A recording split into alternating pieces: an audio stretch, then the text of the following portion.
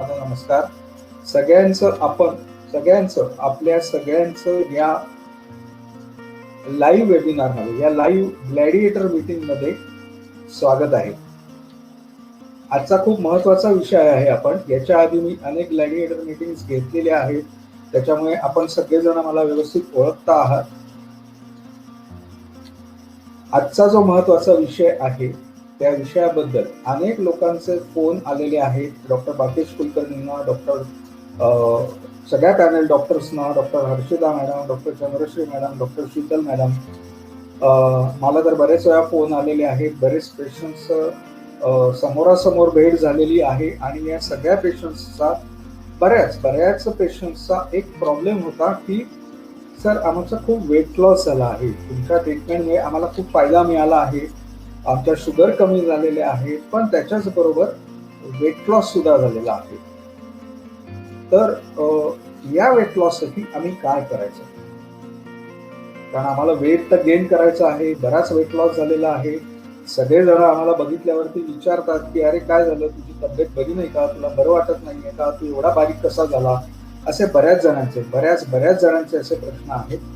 तर आजचं सेशन हे मुद्दाम फक्त आणि फक्त त्याच्यासाठी घेतलं गेलं आहे की ज्या लोकांचे वेट लॉस आहे, ज्या लोकांना वेट गेन करायचं आहे, शुगर तर नॉर्मल राहिली पाहिजे, शुगर तर वाढली नाही पाहिजे, बाकीचा कुठला त्रास, ब्लड प्रेशर वगैरे पण वाढलं नाही पाहिजे, आणि एवढं करूनही आमचा वेट लॉस पण थांबला पाहिजे किंवा वेट गेन अजून आम्हाला वजन मात्र वाढलं पाहिजे. तर अशा सगळ्या पेशंटसाठी आजचं हे वेबिनार खूप खास आहे. इनफॅक्ट ज्या लोकांचं वेट लॉस झालेलं नाहीये परंतु वेट लॉस होण्याची शक्यता आहे काही प्रोटोकॉल्स आपण जे पाळतो आहोत त्याच्यामुळे, तर डायबिटीस आणि फक्त डायबिटीस नाही तर त्याच्या अनुषंगाने ज्या काही कारणांमुळे वेट लॉस होतो, ज्या काही पर्टिक्युलर आजारांमध्ये वेट लॉस झालेला असतो, त्या वेट लॉस साठी पण आपण काय करू शकतो याच्यासाठी हे आजचं वेबिनार मुद्दाम अरेंज केलेला आहे. तर सगळ्या पार्टिसिपंट्सना, ज्या लोकांनी हे वेबिनार आज बघता आहेत त्या सगळ्यांना डॉक्टर भाग्येश कुलकर्णी, माझे सगळे पॅनल डॉक्टर्स, माझी अख्खी टीम, BFF ची अख्खी टीम यांच्यातर्फे पुन्हा एकदा सगळ्यांचं स्वागत आहे. सगळ्यांना माझा नमस्कार. Good morning to everybody. आपण सुरुवात करूयात आता.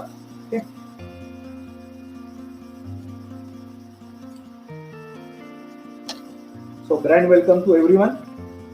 सगळे भारत, महाराष्ट्र, सगळ्या वर्ल्ड मधल्या जे कोणी आपल्या ऑर्गनायझेशनशी अटॅच आहेत अशा सगळ्यांना सगळ्यांचं ग्रँड वेलकम आहे या सेशन मध्ये.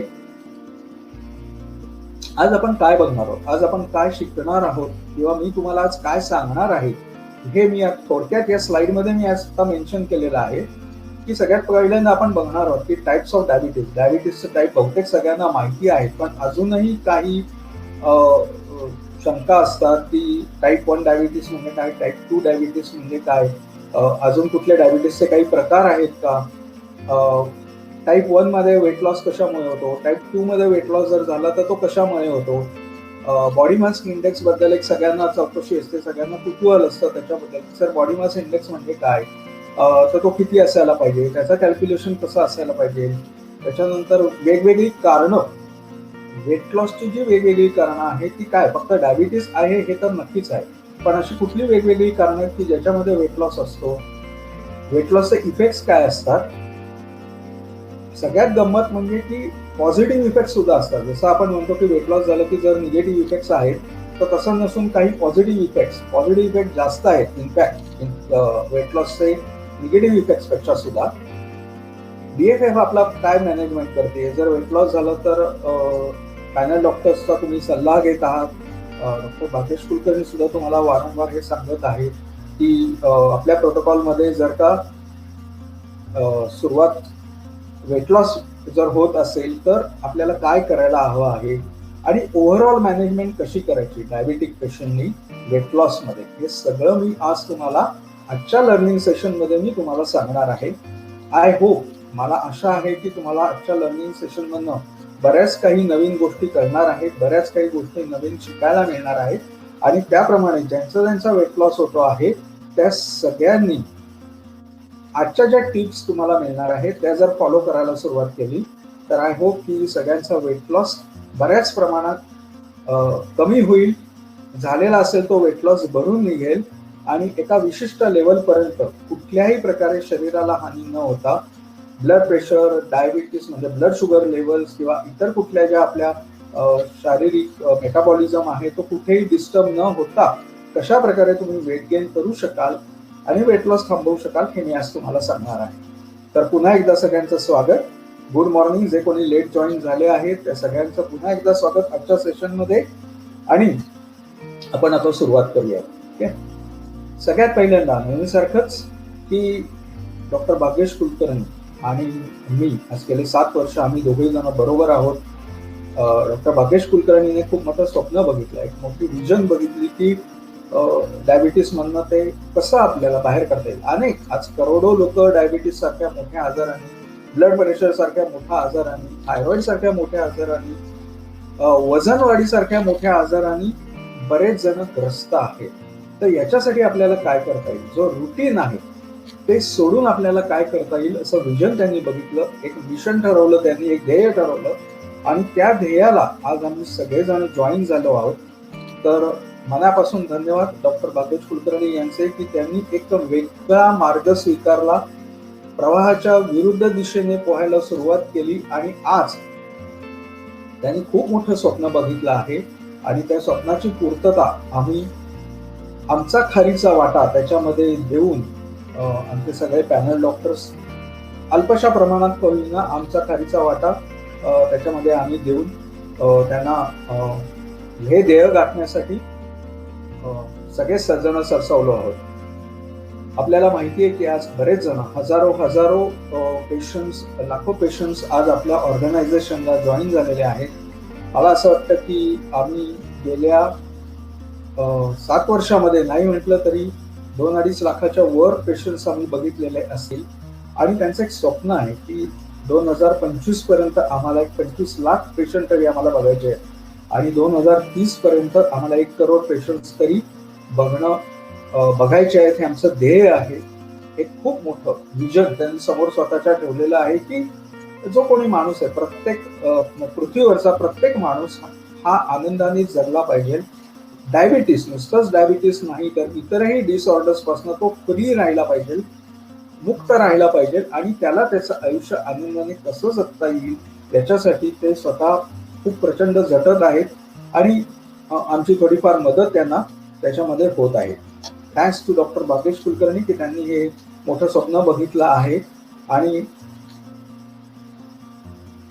DFF की काय करतो आम्ही, DFF म्हणजे काय करतो आहोत आम्ही, तर डायबिटीस फ्री लाईफ तर आम्ही द्यायचा प्रयत्न करतोच आहोत. तुमची हेल्थ कशी प्रोग्रेसमध्ये राहील याच्यासाठी आम्ही तुम्हाला मदत करत आहोत. तुमची एफिशियन्सी कशी वाढेल, तुमचं गोल, तुमचं माइंडसेट कसं होईल, healthy happy disease free life तुम्हाला कसं राहता येईल, ग्रॅटिट्यूड कसं तुम्हाला, प्रत्येकाची कृतज्ञता कशी व्यक्त करता येईल, कशा प्रकारे तुम्हाला तुमचं आयुष्य चांगल्या प्रकारे घालवता येईल हे DFF तुम्हाला शिकवता आहे, तुम्हाला वारंवार सांगता आहे आणि डॉक्टर भाग्येश कुलकर्णी या प्रत्येक ठिकाणी तुम्हाला मदत करत आहे. आता आपण आपल्या मेन सेशनकडे वळूयात. आपण आपल्या मेन मीटिंगकडे वळूयात, ग्लॅडिएटर मीटकडे. आपण सगळ्यात पहिल्यांदा बघूया की टाईप्स काय, डायबिटीसचे टाईप्स काय. सर्वसाधारणपणे जर आपण बघितलं तर सगळ्यांना माहिती असतं की टाईप 1 डायबिटीस आहे, टाईप 2 डायबिटीस आहे. इथपर्यंत आपलं ज्ञान मर्यादित असतं. निदान एवढं तरी माहिती असतं की टाईप डायबिटीसचे 2 प्रकार असतात, एकाला टाईप 1 म्हणतात, एकाला टाईप 2 म्हणतात, बरोबर. पण नुसतं एवढंच नाहीये, तर त्याच्यात अजूनही 3 वेगळे प्रकार आहेत डायबिटीसचे.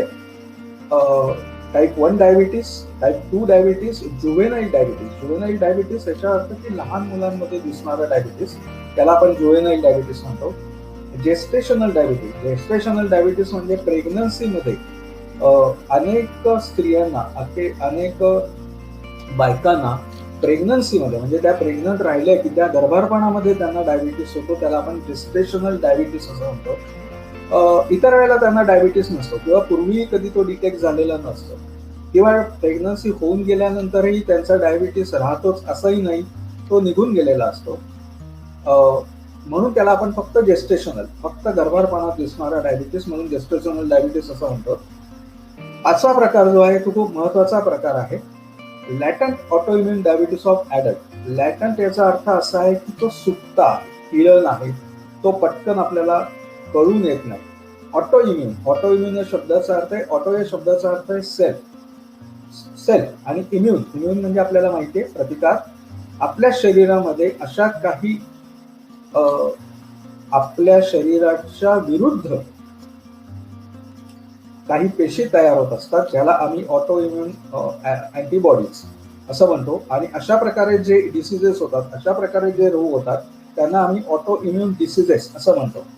तर अशा प्रकारचा जो डायबिटीस आहे की या डायबिटीसमध्ये आपल्या शरीरामध्ये आपल्याला सगळ्यांना माहिती आहे की स्वादुपिंड आहे, ज्याला पॅनक्रियाज म्हणतो आपण. त्या पॅनक्रियाज मधले काही विशिष्ट पेशी, ज्याला आपण बीटा सेल्स ऑफ लँगरहॅन्स, आम्ही मेडिकल टर्म्समध्ये बीटा सेल्स ऑफ लँगरहॅन्स असं म्हणतो किंवा आयलेट्स ऑफ लँगरहॅन्स असं म्हणतो. ते आयलेट्स ऑफ लँगरहॅन्स मध्ये आपलं इन्सुलिन तयार होत असतं आणि या पेशींच्या विरुद्धच काही पेशी आपल्या शरीरात तयार होत असतात.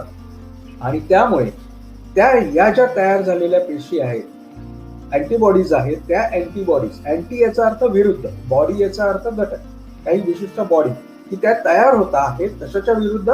तर पॅनक्रियामध्ये ज्या पेशींमध्ये इन्सुलिन तयार होत आहे त्याच्या विरुद्धच या अँटीबॉडीज तयार होत आहेत.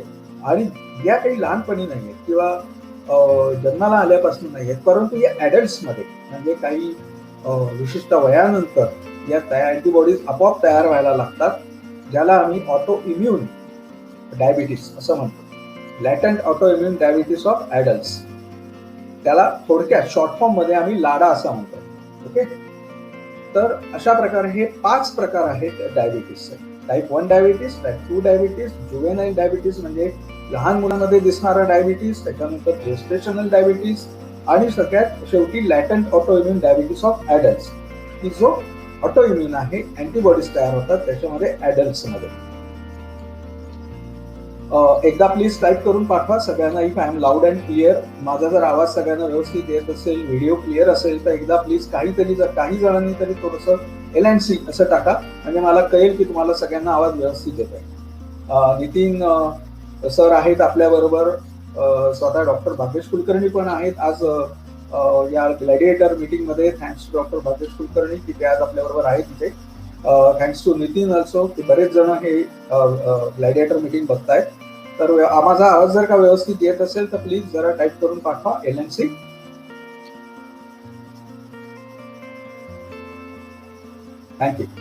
Thank you Rajesh sir, thank you doctor Harshita madam, thanks तुम्ही आहात आज बघता आहात हे session. Thank you very much doctor Harshita madam. Yes Nitin, thanks. Yes thanks. Sandhya Ingole, yes thank you. Dattatray sir, thank you. Madhavi Bhide madam, thank you. Okay, आता आपण टाईप 1 आणि टाईप 2 डायबिटीस मध्ये सगळ्यात पहिल्यांदा एक थोडक्यात मी सांगणार आहे. हा जो या ज्या पहिल्या इनिशियल ज्या काही मी सांगणार आहे ते मी खूप लांबण लावणार नाहीये. टाईप 1 डायबिटीस मध्ये cause of weight loss in type 1 diabetes, की टाईप 1 डायबिटीस मध्ये सगळ्यात महत्वाचं म्हणजे वेट लॉस होण्याचं काय कारण असतं. तर टाईप 1 डायबिटीस हा म्हणजे काय, आपण आधी थोडक्यात सांगतो मी तुम्हाला, की हा जो डायबिटीस आहे हा बहुतेक जन्मतः आलेला असतो, म्हणजे नाही काय आपण ज्याला म्हणतो, फक्त तो लगेच दिसून येतोच असं नाही. लहान मुलांमध्ये अगदी म्हणजे अगदी तानाबाळांपासून हा आपल्याला दिसून येऊ शकतो, की ज्याच्यामध्ये इन्सुलिन ज्या ठिकाणी तयार होतं, स्वादुपिंडामध्ये, पॅनक्रियाजमध्ये जिथे कुठे इन्सुलिन तयार होत आहे त्या पेशीच काम करत नाहीयेत, त्या पेशींमध्ये इन्सुलिन तयारच होत नाहीये, किंवा जर तयार होत असेल तर फार अत्यल्प प्रमाणात तयार होत असतं, की ज्याच्यामुळे तुमच्या शरीराचा मेटाबॉलिझम बिघडलेला आहे. हे इन्सुलिन आपल्याला माहिती आहे सगळ्यांना की इन्सुलिन काय काम करतंय. तर इन्सुलिन आपण काहीही खाल्लं की त्याची जी साखर तयार होते, त्याचं जे ग्लुकोज तयार होत आहे शरीरामध्ये, ते ग्लुकोज पेशींपर्यंत पोहोचवण्याचं काम हे इन्सुलिन करत असतं.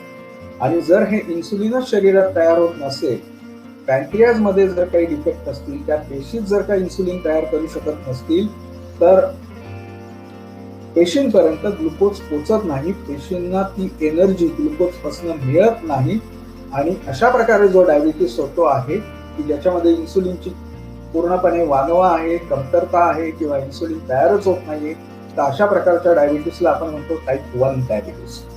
मग अशा प्रकारच्या टाईप 1 डायबिटीस मध्ये वेट लॉस होण्याचं काय कारण बरं? तर एक थोडक्यात सांगतो मी तुम्हाला की इन्सुलिन काय करताय, आपण काही खाल्लं की त्याची साखर तयार होते, बरोबर. ही जी तयार होत असते ना साखर, ती साखर आपल्या पेशींपर्यंत पोहोचवण्याचं काम कोण करतंय, तर इन्सुलिन करतंय, बरोबर. हे डॉक्टर भाग्येश कुलकर्णींनी पण त्यांच्या आधीच्या वेबिनार मध्ये सांगितलं. पण हे पेशींपर्यंत नुसतं पोहोचल्यानंतर पेशी त्या ऍब्सॉर्ब करत असतात, ते ग्लुकोज आतमध्ये ओढून घेत असतात. इन्सुलिन शिवाय जर का ग्लुकोज आलं तर पेशींना ग्लुकोज आतमध्ये घेता येत नाही, किंवा जर घेतलं गेलं, असं कन्सिडर करूयात, आपण असं मानूयात की मी आता काहीतरी थोडंसं खाल्लंय आणि त्या खाण्यामार्फत माझ्या शरीरामध्ये 10 ग्लुकोजचे मॉलिक्यूल तयार झाले. तर हे 10 ग्लुकोजचे मॉलिक्यूल कोण कॅरी करताय, पेशींपर्यंत कोण पोहोचवत आहे, तर इन्सुलिन पोहोचवत आहे, बरोबर.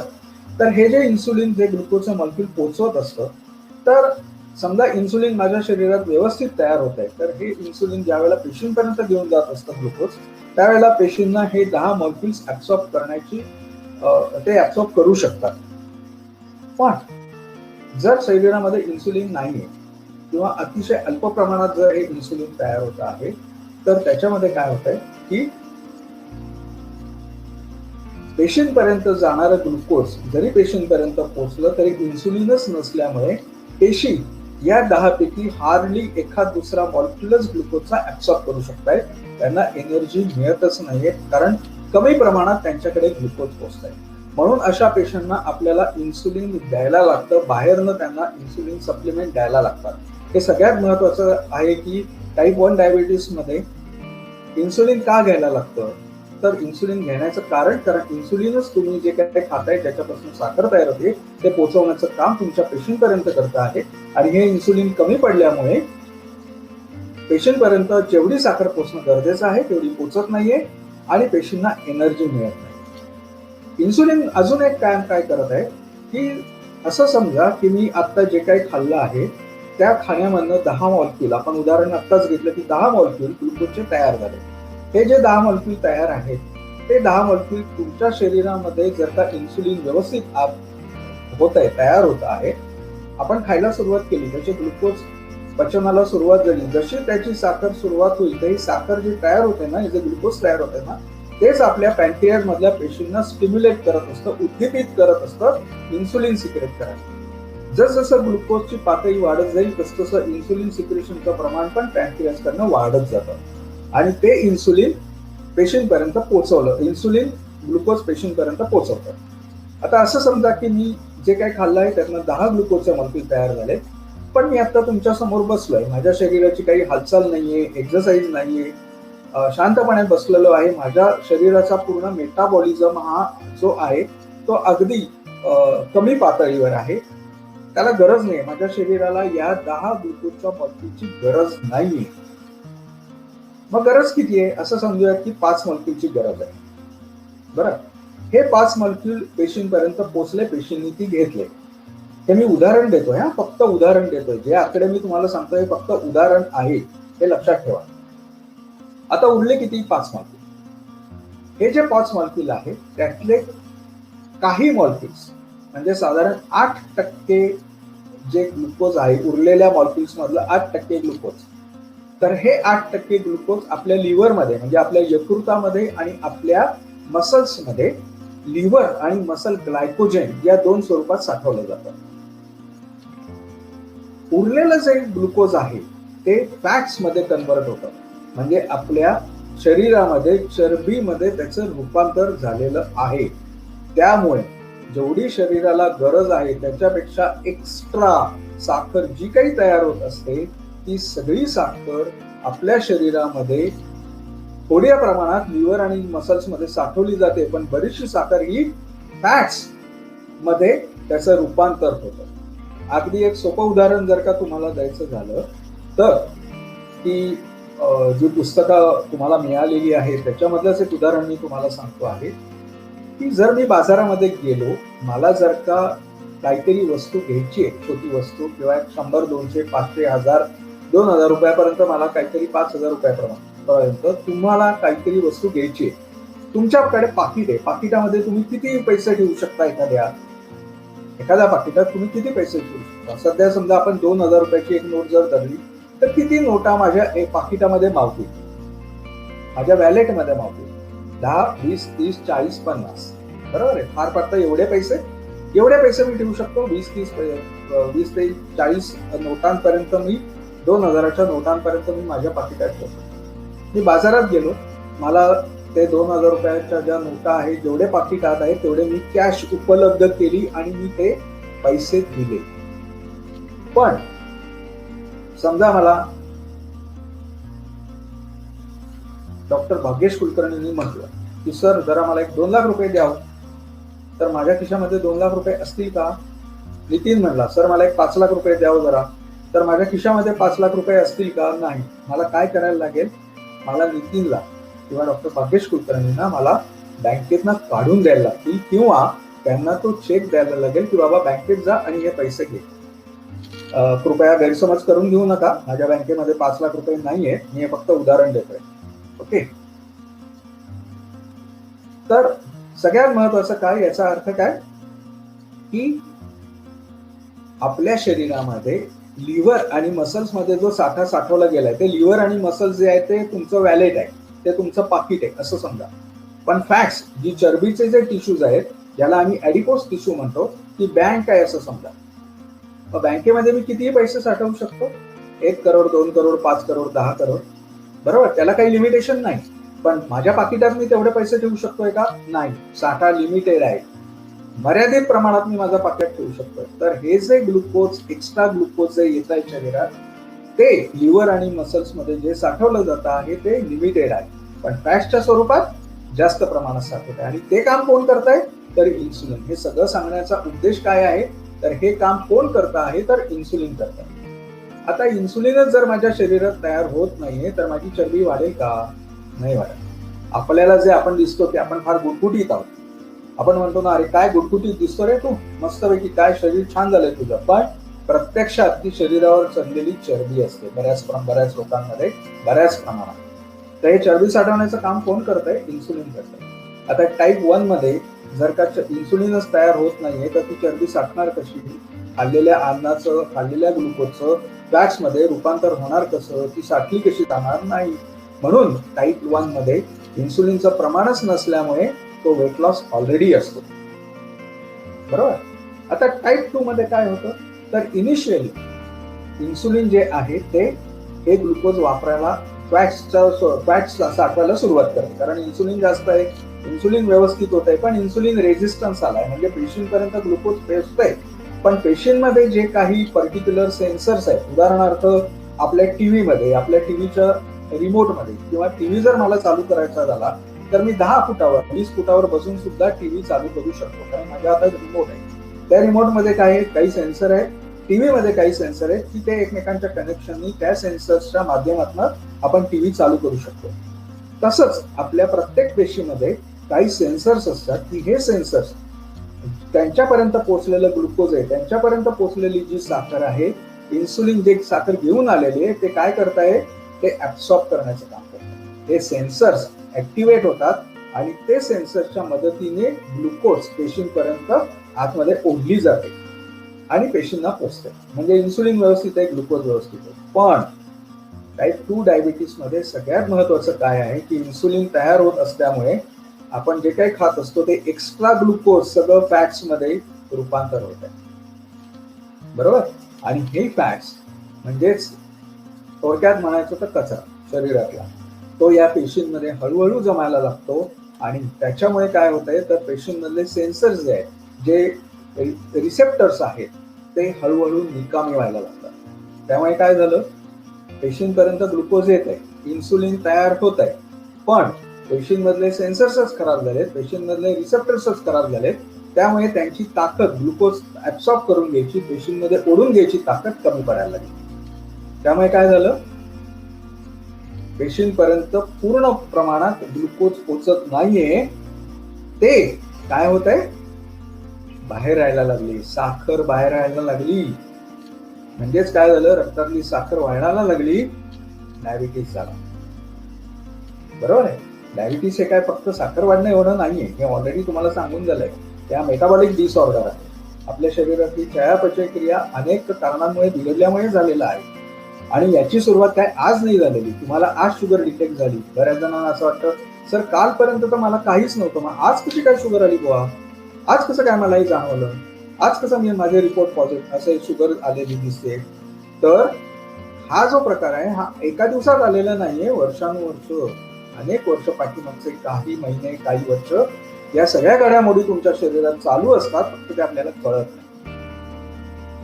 ते एका दिवसात आलेलं नाहीये. त्यामुळे डायबिटीसमध्ये फॅट्स जमा झाल्यानंतर आपण जर बघितलं की वजन ज्यांचं जास्त आहे या लोकांना डायबिटीसचा किंवा हार्टचा धोका जास्त असतो. आपण म्हणतो, डॉक्टर सांगतात तुम्हाला वजन कमी करा, वजन कमी करा, कारण डायबिटीस आणि ब्लड प्रेशर किंवा हार्टचे धोके याच्यामध्ये सगळ्यात जास्त असतात. त्यामुळे काय झालं, फॅट्स साठवले गेले आणि त्यामुळे वजन वाढलं. आपल्याला वाटतं की वा छान वजन वाढलं, पण हळूहळू काय व्हायला लागलं की पेशींपर्यंत ही साखर पोचत नाही. बरोबर, रिसेप्टर्स खराब व्हायला लागले. ग्लायकोजनचा साठा किती मर्यादित, बरोबर, तो कमी पडायला लागला. आणि मग आता काय व्हायला लागलं, फॅट्स कडनं तुमचं फॅट्सचं रूपांतर फॅट्सच्या सेल्स मधनं, फॅटच्या पेशींमध्ये जिथे ते साठवलं गेलंय तिथून बाहेर काढलं गेलं आणि ते आता त्याचं कन्व्हर्जन आता ग्लुकोज मध्ये होऊन ती साखर ते ग्लुकोज पेशींकडे जायला लागलं, पेशींपर्यंत पोचायला लागलं. त्यामुळे तुमच्या शरीरातले फॅट्स हळूहळू अनेक वर्षांनंतर, अनेक कालावधीनंतर ते पण कमी व्हायला लागतं आणि त्याच्यामुळे वेट लॉस होतो टाईप 2 डायबिटीस मध्ये. मला आशा आहे की मी जे काही सांगतो आहे ते तुम्हाला व्यवस्थित समजतंय. आता इतर डायबिटीस मध्ये पण, जुवेनाईल डायबिटीस मध्ये, की त्याच्यामध्ये काही कारणामुळे पॅनक्रियासचे डिसीज झालेले असतात. पॅनक्रियास फॉर आमच्या भाषेमध्ये आम्ही म्हणतो की अॅक्यूट पॅनक्रियाटायटिस किंवा क्रॉनिक पॅनक्रियाटायटिस किंवा लिव्हरचे काही प्रॉब्लेम्स आलेले आहेत. अशा अनेक गोष्टींमुळे डायबिटीस आलेला असतो लहान मुलांमध्ये वगैरे सुद्धा. त्याला आम्ही जुवेनाईल डायबिटीस म्हणतो. जेस्टेशनल डायबिटीस, प्रेग्नन्सीमध्ये अनेक हॉर्मोनल चेंजेस झालेले असतात. प्रेग्नन्सीमध्ये आम्ही म्हणतो की मेन हॉर्मोन्स जे आहेत की जे प्रोजेस्टेरॉन आहे, FSH, LHD सारखे हॉर्मोन्स आहेत की त्याचा परिणाम इन्सुलिन सिक्रेशनवर झालेला असतो, ग्लुकोज ऍब्सॉर्प्शनवर झालेला असतो आणि त्याच्यामुळे डायबिटीस आलेला असतो. एकदा प्रेग्नन्सी पूर्ण झाली, एकदा गर्भारपण संपलं की मग आपोआप त्या हॉर्मोनल लेवल्स, ज्या प्रेग्नन्सीमध्ये ज्या हॉर्मोनल लेवल्स असतात त्या आपोआप कमी झालेल्या असतात आणि त्याच्यामुळे तो डायबिटीस तिथनं त्यावेळेला कमी झालेला असतो, निघून गेलेला असतो. पण एक गोष्ट नक्की आहे की ज्यांना प्रेग्नन्सीमध्ये डायबिटीस झालेला आहे, ज्यांना आम्ही जेस्टेशनल डायबिटीस म्हणतो, त्या स्त्रियांमध्ये, त्या बायकांमध्ये, त्या मातांमध्ये हा डायबिटीस पुन्हा होण्याची शक्यता जास्त असते. 80 ते 85% बायकांमध्ये हा डायबिटीस पुन्हा काही कालानंतर दिसू शकतो. लाडामध्ये मी मगाशीच सांगितलं की ऑलरेडी त्यांना इन्सुलिनची गरज आहे, कारण ऑटो इम्युन डिसीज, पॅनक्रियासच्या ज्या ठिकाणी इन्सुलिन तयार होत आहे त्या इन्सुलिन तयार करणाऱ्या पेशींमध्येच बिघाड झाल्यामुळे, त्याच्या विरुद्धच अँटीबॉडीज तयार झाल्यामुळे इन्सुलिनचं प्रमाण कमी झालं. टाईप 1 डायबिटीस सारखी कंडिशन आली की ज्याच्यामध्ये इन्सुलिनचं प्रमाणच कमी झालं आहे, त्याच्यामुळे फॅट्स साठवले जात नाहीये, चरबी साठवली जात नाहीये आणि त्याच्यामुळे वेट लॉस आला आहे. ही सगळी का होतो वेट लॉस हे मी तुम्हाला आतापर्यंत एक्सप्लेन केलं आहे की इन्सुलिनचा रोल काय आहे. ग्रोथ हॉर्मोन आपल्या शरीरामध्ये असतं. ग्लुकॅगॉन नावाचं एक वेगळं हॉर्मोन आहे की हे ग्लुकॅगॉन काय करतंय की आपण म्हणतो की सर आमची फास्टिंग शुगर का बरं वाढते, ते आमच्या बऱ्याच जणांचा प्रश्न असतो की सर फास्टिंग शुगर वाढते, आमची जेवल्यानंतर मात्र आमची शुगर छान असते. पीपी शुगर जर बघितली तर वासर काय 120, 130, 140 एकदम नॉर्मल मध्ये आहे, पण फास्टिंग शुगर मात्र वाढते बरं का. मग ती मात्र 130, 140 दिसते. मग फास्टिंग शुगर म्हणजे काय की सकाळी उपाशी पोटी बघितलेली साखर. बरोबर, ती कधी बघतो आपण? सकाळी उठल्यानंतर, लगेचच कुठलाही एक्सरसाइज वगैरे करायच्या आधी ती साखर आपण बघायची असते, फास्टिंग शुगर. पण ही बऱ्याच वेळा वाढलेली दिसते. याचं कारण काय असतं माहितीये का, की समजा मी रात्री 8 वाजता जेवतो, 8 वाजता जेवल्यानंतर माझ्या शरीरामध्ये खाल्ल्यानंतर ग्लुकोज तयार झालं. हे ग्लुकोज तयार झालं ते काही मर्यादित काळापर्यंत, ही साखर 2 तास 3 तासापर्यंत पेशींपर्यंत पोहोचली 2 तासापर्यंत. मॅक्झिमम ती साखर 1 तासामध्ये, पहिल्या 1 तासामध्ये त्याची पातळी बऱ्याच वर सरकलेली असते. 2 तासापर्यंत ती पातळी हळूहळू खाली यायला लागते आणि 3 तासानंतर 3.5 तासानंतर ही पातळी बऱ्याच प्रमाणात खाली घसरते. त्याच्यामुळे हा एक सगळ्यात मोठा अजून एक प्रश्न असतो लोकांना की सर 3.5-4 तास झाले ना की मला असं कसं तरी अस्वस्थ होतं, माझी शुगर, मला एकदम रेस्टलेसनेस येतो, काहीतरी खावंसं वाटतं, प्रचंड कडाडून भूक लागते. कारण अशा वेळेला आपण डायबिटीससाठी असलेल्या काही औषधं आपण घेतलेली असतात आणि 3.5-4 तासानंतर ती साखरेची लेवल बऱ्याच प्रमाणात एकदम खाली आलेली असते आणि त्याच्यामुळे आपल्याला असं ते वाटत असतं. हे ऑलरेडी काही वेळा मला असं वाटतं की मी ते एक्सप्लेन केलेलं आहे ऑलरेडी, मी याच्यामध्ये जास्त शिरत नाहीये. तर रात्री ज्या वेळेला मी 8 वाजता जेवलो, ती साखर तयार झाली, 2-2.5 तासापर्यंत ती साखर पेशींपर्यंत पोहोचली, पेशींनी ती ऍब्सॉर्ब केली. ओके, आता मी जरी झोपलो, आता माझं शरीर काय झोपलेलं आहे, ते रात्री 10 वाजता झोपलो, तर झोपलेलो जरी असलो तरी सुद्धा असं नाहीये ना की पेशींना कुठल्या साखरेची गरज नाहीये, पेशींचा मेटाबॉलिझम बंद आहे, असं होत नाही. सगळं काम करत असतं. हार्ट वर्क करतायत, मेंदूचं काम चालू आहे, पोटाचं काम चालू आहे, श्वास चालू आहे, हे सगळंच्या सगळं चालूच असतं. त्यामुळे प्रत्येक पेशींचा मेटाबॉलिझम हा चालूच असतो, फक्त तो कमी प्रमाणात चालू असतो, रिड्यूस झालेला असतो. याचा अर्थ असा नाही की त्यांचा मेटाबॉलिझम चालू नाही. मग जर त्यांचा मेटाबॉलिझम चालू आहे, त्यांची चयापचय क्रिया चालू आहे, त्यांना त्यावेळेलाही साखरेची गरज आहे, तर आता मी तर काही रात्रभर खात नाहीये ना, मी रात्रभर काही खाल्ले का नाही खाल्ले. मग त्या पेशींचा मेटाबॉलिझम चालू ठेवण्यासाठी मगाशी जसं मी सांगितलं की जे एक्स्ट्रा ग्लुकोज आहे ते ग्लायकोजनच्या स्वरूपात लिव्हर आणि मसलमध्ये साठवलं जात आहे. तर हे लिव्हर मधलं ग्लायकोजेन बाहेर काढून त्याचं ग्लुकोज मध्ये रूपांतर करून ते पेशींना पुरवण्याचं काम कोण करतंय, तर हे ग्लुकागॉन. आता आलं लक्षामध्ये तुमच्या, त्यावेळेला इन्सुलिन नाही, त्यावेळेला कोण काम करतंय, तर ग्लुकागॉन. ग्लुकागॉन काय करतंय, तर ग्लायकोजेनचं ब्रेकडाऊन करतंय, त्याचं विघटन करतंय आणि त्या ग्लायकोजेनचं विघटन होऊन पुन्हा ग्लुकोज मध्ये रूपांतर करून या अशा वेळेला पेशींपर्यंत पोहोचवण्याचं काम हे ग्लुकागॉन करतंय. मग हे ग्लुकागॉन ज्या वेळेला कमी पडायला लागतं, तर अर्थातच ग्लायकोजनचं विघटन होऊन ते ग्लुकोज जे पूर्ण पेशींपर्यंत पोहोचायला पाहिजे ते पूर्णपणे पोहोचत नाहीये आणि तयार झालेली साखर मागे राहते. आलं लक्षामध्ये, म्हणून ती फास्टिंग शुगर लेवल वाढलीच नाही. आता बऱ्याच शंकांचं निरसन तुमचं या एका स्लाइड मध्ये झालेलं असेल, नाही का. पुढे बघूयात आपण नक्की काय होत असतं. आता पुढचं बॉडी मास इंडेक्स हा एक सगळ्यात मोठा प्रश्न असतो की बॉडी मास इंडेक्स म्हणजे काय, बीएमआय म्हणजे काय.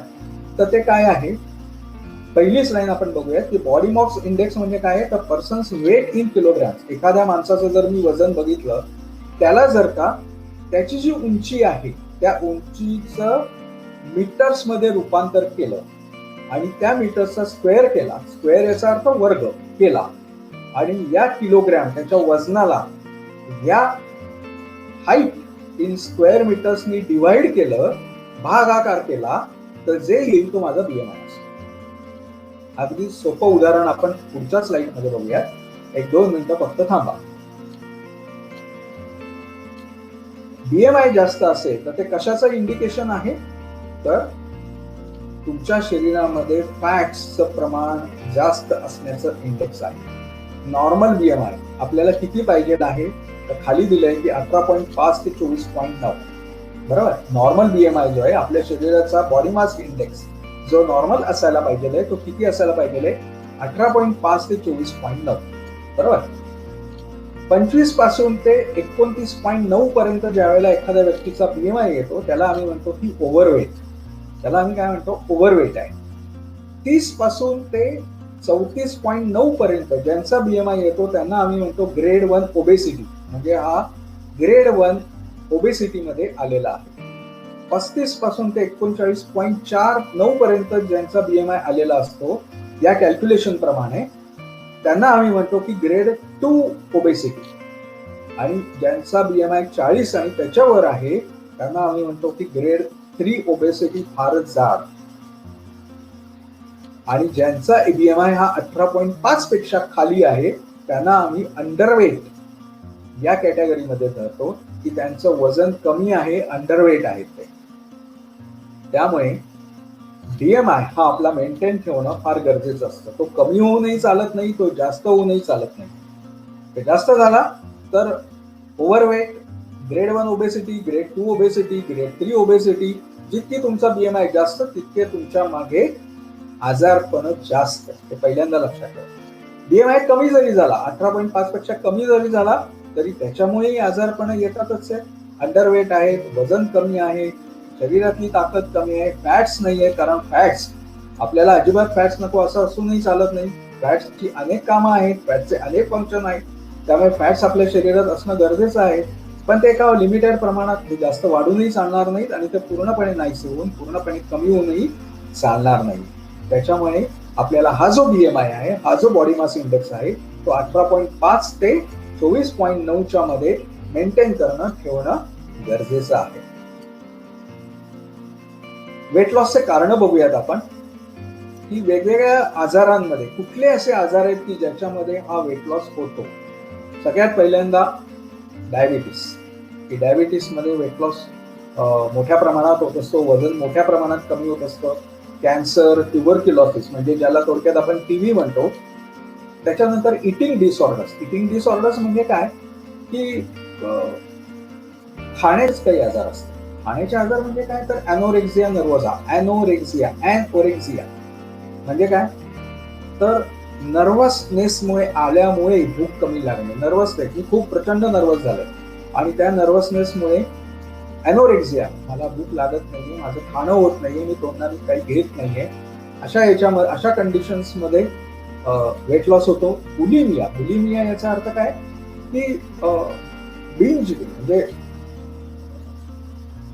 थोडं पण सारखं खाणं, पण त्याच्यामुळे शरीराला ताकद मिळत नाही, पेशींपर्यंत ग्लुकोज व्यवस्थित पोहोचत नाही आणि अशा कंडिशन्समध्ये वेट लॉस झालेला असतो.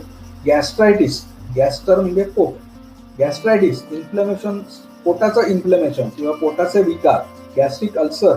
आपल्याला माहिती आहे की मला पोटाचा गॅस्ट्रिक अल्सर हा शब्द बऱ्याच जणांना माहिती आहे की अल्सर झाला किंवा गॅस्ट्रायटिस झाला म्हणजे थोडक्यात काय तर ऍसिडिटीचं प्रमाण खूप वाढलं तर आपण खात नाही, आपल्याला काही खाल्लं की त्रास होतो, वॉमिटिंग होतं, प्रचंड ऍसिडिटी वाढलेली असते, त्यामुळे आपण खायला घाबरत असतो. अन्न जर पोटात जात नसेल व्यवस्थित तर त्याच्यामुळे वेट लॉस झालाय. HIV सारख्या आजारांमध्ये वेट लॉस होतो. क्रॉनिक इन्फेक्शन, ज्यांना खूप जुनाट इन्फेक्शन्स आहेत अशा पेशंट्समध्ये, अशा लोकांमध्ये वेट लॉस झालेला असतो. थायरॉइड जर ओव्हर ऍक्टिव्ह झालं हायपरथायरॉइडिझम मध्ये की माणूस खातोय पण वजन मात्र वाढत नाही, दॅट इज हायपरथायरॉइडिझम. हे फार टिपिकल लक्षण असतं की हायपर आणि हायपोथायरॉइडिझम मध्ये भूक फार कमी लागते पण वजन वाढत चालतं. आणि हायपरथायरॉइडिझम मध्ये हायपर म्हणजे ओव्हर ऍक्टिव्ह, थायरॉइड ग्लँड्स जे असतात, थायरॉइड ग्रंथी ज्या असतात त्या जर ओव्हर ऍक्टिव्ह झाल्या, हायपर ऍक्टिव्ह झाल्या तर हायपरथायरॉइडिझम मध्ये भूक कमी लागते, खाणं कमी जात आहे पण खाणं भरपूर जात आहे पण वजन मात्र कमी होत आहे. त्याला आपण ओव्हर ऍक्टिव्ह किंवा हायपरथायरॉइडिझम म्हणतो. डिप्रेशन मध्ये वेट लॉस होतो. अनेक वेळा आपण डिप्रेशन मध्ये जातो. अशा वेळेला जर का आता फॉर अगदी सोपं उदाहरण जर का झालं की माझ्या अतिशय जवळच्या कोणीतरी व्यक्तीला काही झालं आणि त्याच्यामुळे मला प्रचंड डिप्रेशन आलं आहे आणि त्या डिप्रेशन मध्ये मला भूक लागत नाही म्हणून मी बरेच दिवस अन्न घेत नाही, डिप्रेशन मध्ये आहे आणि त्याच्यामुळे माझा वेट लॉस झाला आहे. बरोबर, हे एक कारण असतं depression. Inflammatory bowel disease. Inflammatory मी आता मगाशी सांगितलं की आपल्या बॉवेल याचा अर्थ की आतड्यांचे जे आजार आहेत की त्याच्यामध्ये 2 प्रकार असतात, क्रॉन्स डिसीज आणि अल्सरेटिव्ह कोलायटिस. त्याच्यामध्ये अन्न कमी जातं आणि त्याच्यात किंवा ऍब्सॉर्प्शन प्रॉपर होत नाहीये, जरी खाल्लं तरी इंटेस्टाईन्स कडून आतड्याचं पचन जे काही खाल्लेलं असतं त्याचं ऍब्सॉर्प्शन कुठे होत आहे तर आतड्यामध्ये, आणि याच्या आजारांमुळे आतड्यांमध्ये ते ऍब्सॉर्प्शन प्रॉपर होत नाही आणि त्याच्यामुळे अन्न प्रॉपरली ऍब्सॉर्ब न झाल्यामुळे वेट लॉस झालेला आहे. Pulmonary disease. पल्मोनरी या शब्दाचा अर्थ आहे लंग्स, की अनेक जुनाट लंग्स मध्ये काही ऑब्स्ट्रक्शन्स, लंग्सच्या ऑब्स्ट्रक्टिव्ह डिसीजेसमुळे, उदाहरणार्थ एम्फायझिमा किंवा क्रॉनिक ब्रॉन्कायटिस, हे मी फक्त उदाहरणं दिले, मी आता एक्सप्लेन नाही करत बसत. एंडोकार्डायटिस. कार्डायटिस या शब्दाचा अर्थ आहे हृदयाचे जर काही इन्फ्लेमेशन वगैरे झालं, हृदयाच्या आतल्या स्तराचं जर काही इन्फ्लेमेशन झालं तर त्याच्यामध्येही वेट लॉस होतो.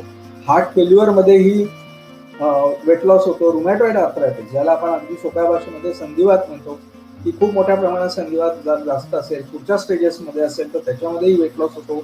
ॲडिसन्स डिसीज, आपल्या शरीरामध्ये आपल्या ज्या 2 किडनीज आहेत त्याच्यावरती 2 ग्रंथी असतात, त्याला आम्ही ॲड्रेनल ग्लँड्स मध्ये असं म्हणतो. आणि या ॲड्रेनल ग्लँड्स काय करत असतात तर खूप 2 विशिष्ट हॉर्मोन्स ते शरीरामध्ये सिक्रीट करत असतात, कॉर्टिसॉल आणि अल्डोस्टेरॉन. हे कॉर्टिसॉल काय करतायत तर ते तुमचा मेटाबॉलिझम जो आहे आणि ॲपेटाईट म्हणजे भूक रेग्युलेट करत असतं, हे कॉर्टिसॉल आणि अल्डोस्टेरॉन. तर हे प्रमाण ज्यावेळेला ॲडिसन्स डिसीजमध्ये हे कॉर्टिसॉलचं प्रमाण कमी झाल्यामुळे किंवा त्याचा मेटाबॉलिझम बिघडल्यामुळे भूक त्याचं प्रमाण कमी होतं, ॲपेटाईट मंदावते आणि त्याच्यामुळे वेट लॉस झालेला असतो. ज्या लोकांना अल्कोहोल जास्त म्हणजे दारू पिण्याची ज्यांना सवय आहे किंवा ड्रग ॲडिक्ट्स जे असतात त्यांच्यामध्ये भूक लागत नाही, अल्कोहोलमुळे बाकीचेही आजार झालेले असतात आणि त्याच्यामुळे त्यांच्यामध्ये वेट लॉस झालेला असतो. दात आणि डेंचर प्रॉब्लेम्स हा सगळ्यात मोठा प्रॉब्लेम असतो ॲडल्ट्समध्ये, वयस्कर लोकांमध्ये, की दात पडलेले आहेत, खाता येत नाहीये, चावता येत नाहीये आणि न चावण्यामुळे अन्नच मुळी बेसिकली पोटामध्ये कमी जात आहे. डेंचर्स म्हणजे नवीन दात, जे आपण नवीन दाताची कवळी तयार करून घेतलो ती त्रास देते, ती कवळी बरोबर काम करत नाहीये, त्या कवळीचा मला त्रास होतोय आणि त्याच्यामुळे माझ्या पोटामध्ये अन्न कमी जात आहे आणि आपोआप त्याच्यामुळे वेट लॉस होतो आहे. ही सगळी बरीच कारणं आहेत वेट लॉस होण्याची. आता बऱ्याच लोकांना सगळ्यात मोठा प्रश्न असा असतो की सर वजन खूप कमी होत आहे. तर आपल्या शरीराचं जे वजन आहे ते 2 भागांमध्ये डिवाइड केलं, राईट? कसं तर एक, आपल्या शरीरामध्ये चरबी असते, फॅट मास, आणि फ्री फॅट मास. फ्री फॅट मास याचा अर्थ काय की चरबी सोडून ज्याच्यामुळे आपल्या शरीराला वजन आहे ते. उदाहरणार्थ काय, मसल्स, बोन्स म्हणजे हाडं, शरीरात असलेलं पाणी, त्यालाही वजन आहेच आहे. त्यामुळे वजन हे 2 भागांमध्ये डिवाइड केलं शरीराचं. एक फॅट मास ज्याच्या म्हणजे क्लिअर चरबी आहे आणि दुसरा फ्री फॅट मास म्हणजे मसल्स आणि बोन्स आणि वॉटर, याचं एक वेगळं वजन आहे, बरोबर आहे? आता बऱ्याच वेळा असं होतं की तुम्ही लोक आम्हाला विचारता की सर माझं वजन खूप कमी झालं. तर इट इज नॉट नेसेसरी की वजन कमी झालं याचा अर्थ तुमच्या शरीरातील आपल्या DFFच्या प्रोटोकॉल प्रमाणे ज्या वेळेला वजन कमी व्हायला लागतं त्यावेळेला सगळ्यात महत्वाचं की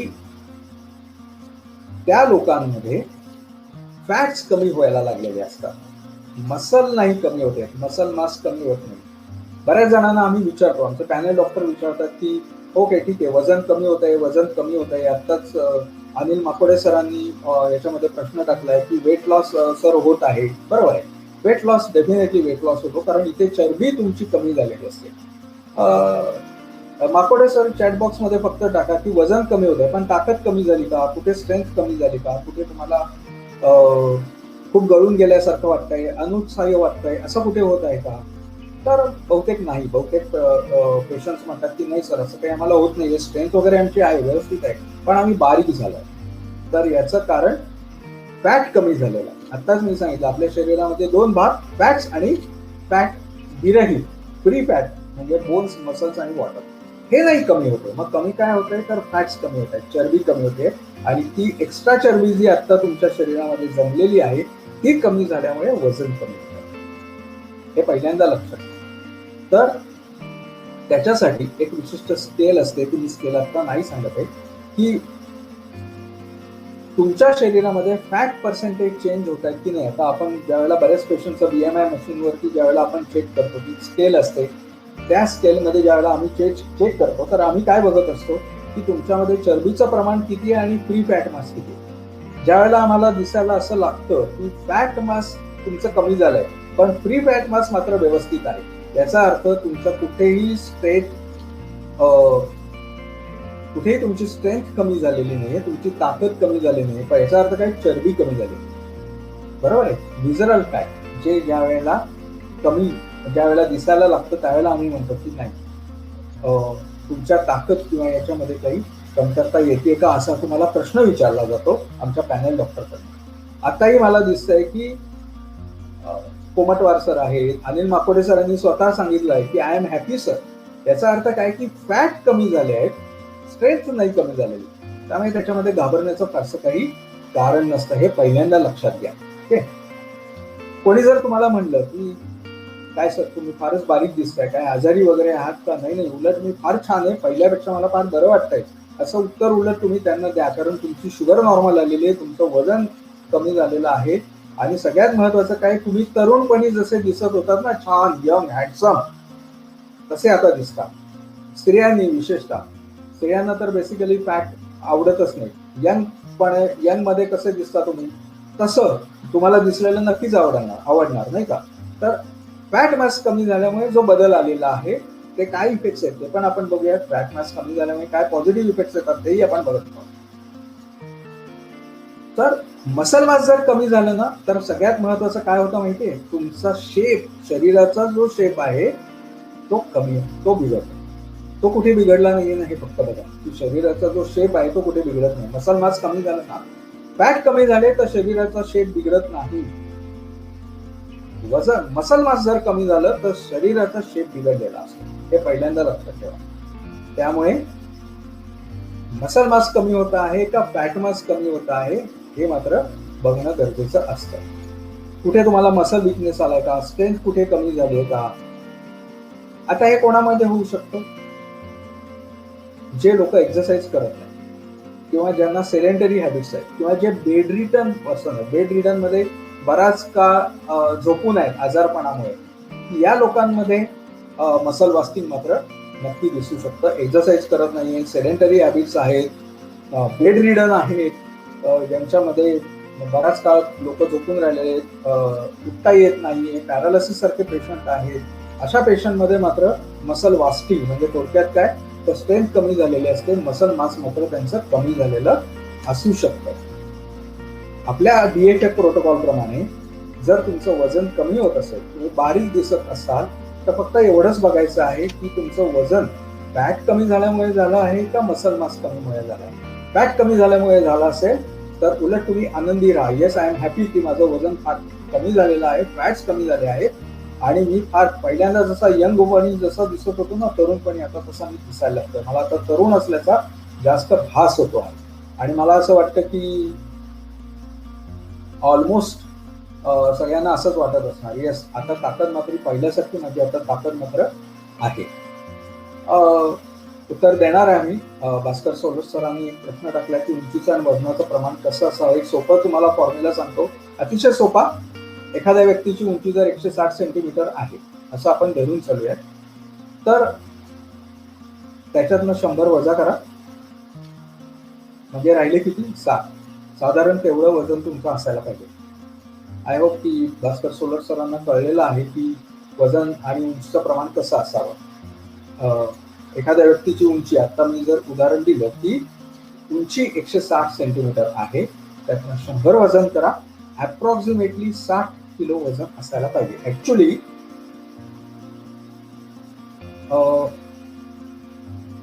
पुरुषांमध्ये 160 जर सेंटीमीटर जर उंची असेल तर 58 किलो पर्यंत वजन असायला पाहिजे, म्हणजे अजून 2 कमी असायला पाहिजे. बायकांमध्ये साधारण 3 ते 4 म्हणजे 56 ते 57 किलो वजन असणं गरजेचं आहे आयडियली.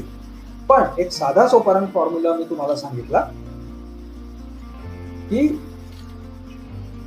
100 वजा करा, तुमच्या उंची सेंटीमीटर मध्ये उंची करा आणि त्यातनं 100 वजा करा, तेवढं साधारण अप्रॉक्सिमेट तुमचं वजन असायला पाहिजे. आता मी मगाशीच सांगितलं की फॅट लॉस आहे का मसल लॉस आहे हे कसं ओळखायचं, तर व्हेरी सिंपल. फॅट लॉस जर असेल तर तुम्ही BMI मशीनवर चेक करा, त्याची एक स्केल असते, तुम्हाला तिथे फॅट मास आणि प्री फॅट मास आलेलं असतं.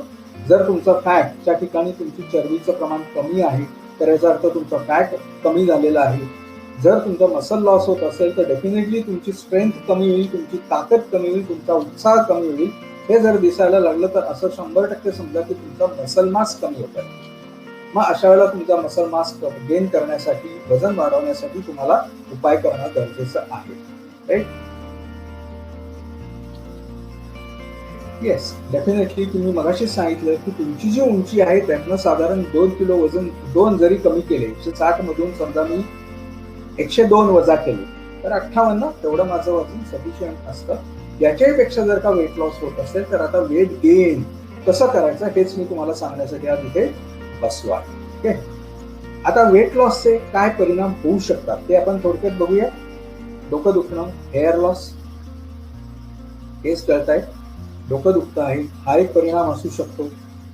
स्किनला ड्रायनेस आलेला असतो, स्ट्रेच मार्क्स येऊ शकतात. इन्सोमनिया, इन्सोमनिया या शब्दाचा अर्थ झोप लागत नाहीये, झोप डिस्टर्ब आहे किंवा रात्र मला झोप लागत नाही. गिडीनेस किंवा डिझीनेस आहे, चक्कर येते आहे, अस्वस्थ वाटतं आहे, ब्लड प्रेशर कमी होतं आहे. डिहायड्रेशन, डिहायड्रेशन म्हणजे शरीरातलं पाण्याचं प्रमाण कमी होणं. मी आत्ताच सांगितलं, मगाशीच सांगितलं की आपलं शरीराचं जे वजन आहे ते फॅट म्हणजे चरबी आणि मसल बोन्स आणि पाण्यामुळे पण झालेलं आहे. तर पाण्याचं प्रमाणही कमी झालं म्हणजे डिहायड्रेशन झालं. तर वेट लॉसमुळे डिहायड्रेशन येऊ शकतं, थंडी वाजणं, इरिटॅबिलिटी सारखी चिडचिड होणं किंवा फटीग म्हणजे उत्साह न वाटणं, ताकद कमी झाल्यासारखं वाटणं हे होऊ शकतं फटीग वेट लॉसमुळे. पण मगाशी जसं मी सांगितलं तसं की फॅटमुळे वजन कमी होत आहे का मसलमुळे कमी, मसल मास कमी झाल्यामुळे होत आहे ते ओळखायचं कसं, तर फॅट्समुळे जर कमी होत असेल तर वजन कमी झालेलं असेल पण उत्साह, स्ट्रेन, ताकद कुठे कमी झालेली नसेल. पण जर मसल मास लॉस होत असेल तर फटीग, इरिटॅबिलिटी हे पहिल्यांदा येतं. म्हणजे उत्साह वाटत नाहीये, स्ट्रेंथ कमी झाली, एनर्जी कमी झाली, हे जर मसल मास कमी झालं तर त्याचं लक्षण असतं. हे आपण त्याच्यावरनं ओळखू शकतो. कॉन्स्टिपेशन आहे, कॉन्स्टिपेशनचा प्रॉब्लेम यायला लागले, मेन्स्ट्रुअल इरेग्युलॅरिटी म्हणजे मासिक पाळीचे त्रास व्हायला लागले वजन कमी झाल्यामुळे, हेही सगळे इफेक्ट्स त्याच्यामुळे येऊ शकतात.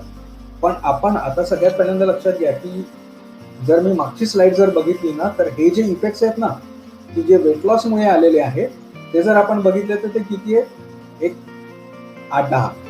आता वेट लॉसमुळे होणारे फायदे काय आहेत ते आपण बघूया. मग तुमच्या लक्षात येईल की वेट लॉस झाल्यामुळे फायदे किती होतात. फायदे जास्त आहेत तर तोटे जास्त आहेत. तर डेफिनेटली फायदे जास्त आहेत, ते पहिल्यांदा लक्षात घ्या.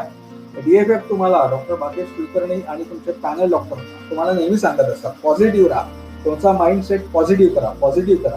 तर आपण वेट लॉसचे पॉझिटिव्ह इफेक्ट्स पण बघूयात.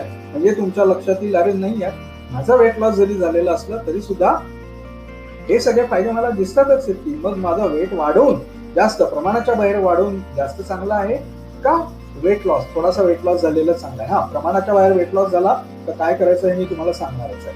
Okay, more energy. ज्या वेळेला आपला वेट लॉस झालेला असतो ना त्यावेळेला आपल्या शरीराची एनर्जी, ऊर्जा, उत्साह वाढलेला असतो. बघा बरं, तुम्ही जे फॅटी पर्सन असतात ते आळशी असतात, एका जागेवर बसून राहावं असं वाटतं, निरुत्साही असतात, काही काम करू नये, काही हालचाल करू नये असं होतं. आता तुम्हाला कसं वाटतं का? रे कोणालाच वाटत नाही. मला आतापर्यंत जे मेसेज आले ना त्याच्यावरून मला असं कळतंय की नाही सर, ऑलमोस्ट सगळ्यांनी मेसेज टाकलाय, नाही सर आमची एनर्जी लेवल एकदम छान आहे, आम्हाला उलट जास्त उत्साह वाटतोय, पण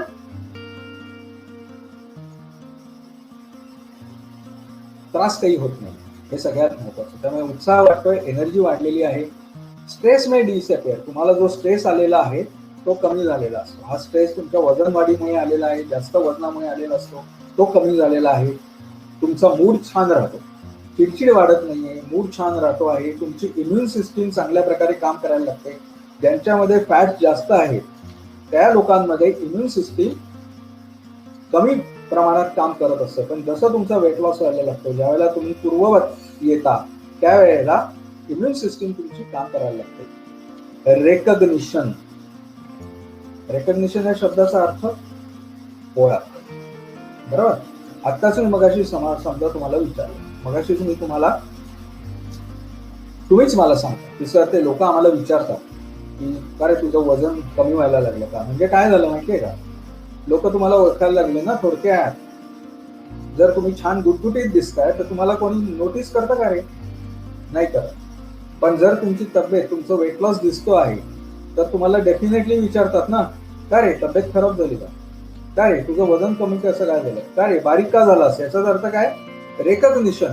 मग लोक तुम्हाला ओळखायला लागतात. हा एक चांगला फायदा नाही का? आपण पॉझिटिव्ह दृष्टीने घेऊया की तुमचं रेकग्निशन व्हायला लागलंय, तुमची स्किनचा टोन अतिशय छान दिसायला, क्लिअर स्किन येते, बेटर स्लीप, झोप छान लागायला लागते, अन्नाची जी चव आहे ती बदलते. फॅट्स, ज्यांच्यामध्ये फॅट्स जास्त असतात ना त्यांची अन्नाची चव बदललेली असते, पण ज्यांचं फॅट वेट लॉस झालेलं असतं, ज्यांचे फॅट्स कमी झालेले असतात त्यांच्यामध्ये टेस्ट, अन्नाची चव एक अतिशय छान चव प्रकारे यायला लागते.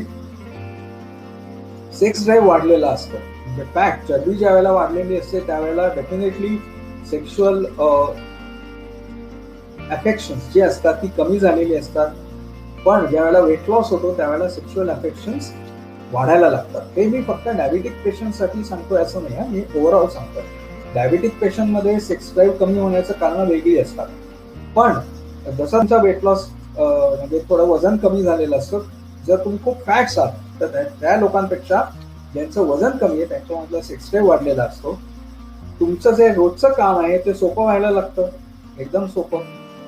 हालचाल करायला त्रास कमी होतो ना. शरीर जड आहे, वजन जास्त आहे, तुम्हाला हालचाल करायला त्रास व्हायला लागला, त्यामुळे तुमचं डेली काम करायला त्रास व्हायला लागला. तुमचं शरीर पहिल्यासारखं बारीक आहे, छान आहे, वेट लॉस झालेला आहे, तर डेफिनेटली तुमची हालचाल पटपट होणार आहे, तुमची कामं पटपट होणार आहे, त्यामुळे डेली टास्क तुमचा पटकन होत असतो. मेमरी वाढायला लागते, हा सगळ्यात मोठा चांगला इफेक्ट असतो की तुमची स्मरणशक्ती वाढते वेट लॉस झाल्यामुळे. वेट लॉस जर झाला नाही, शरीराचं जर बोजड असेल तर स्मरणशक्ती कमी असते. अगदी उदाहरण जर घ्यायचं झालं तर म्हैस, आपण म्हणतो ना म्हैस आहे, म्हणजे काय, वजन, प्रचंड वजन आहे आणि यांच्यामध्ये मेमरी असते का रे, नसते.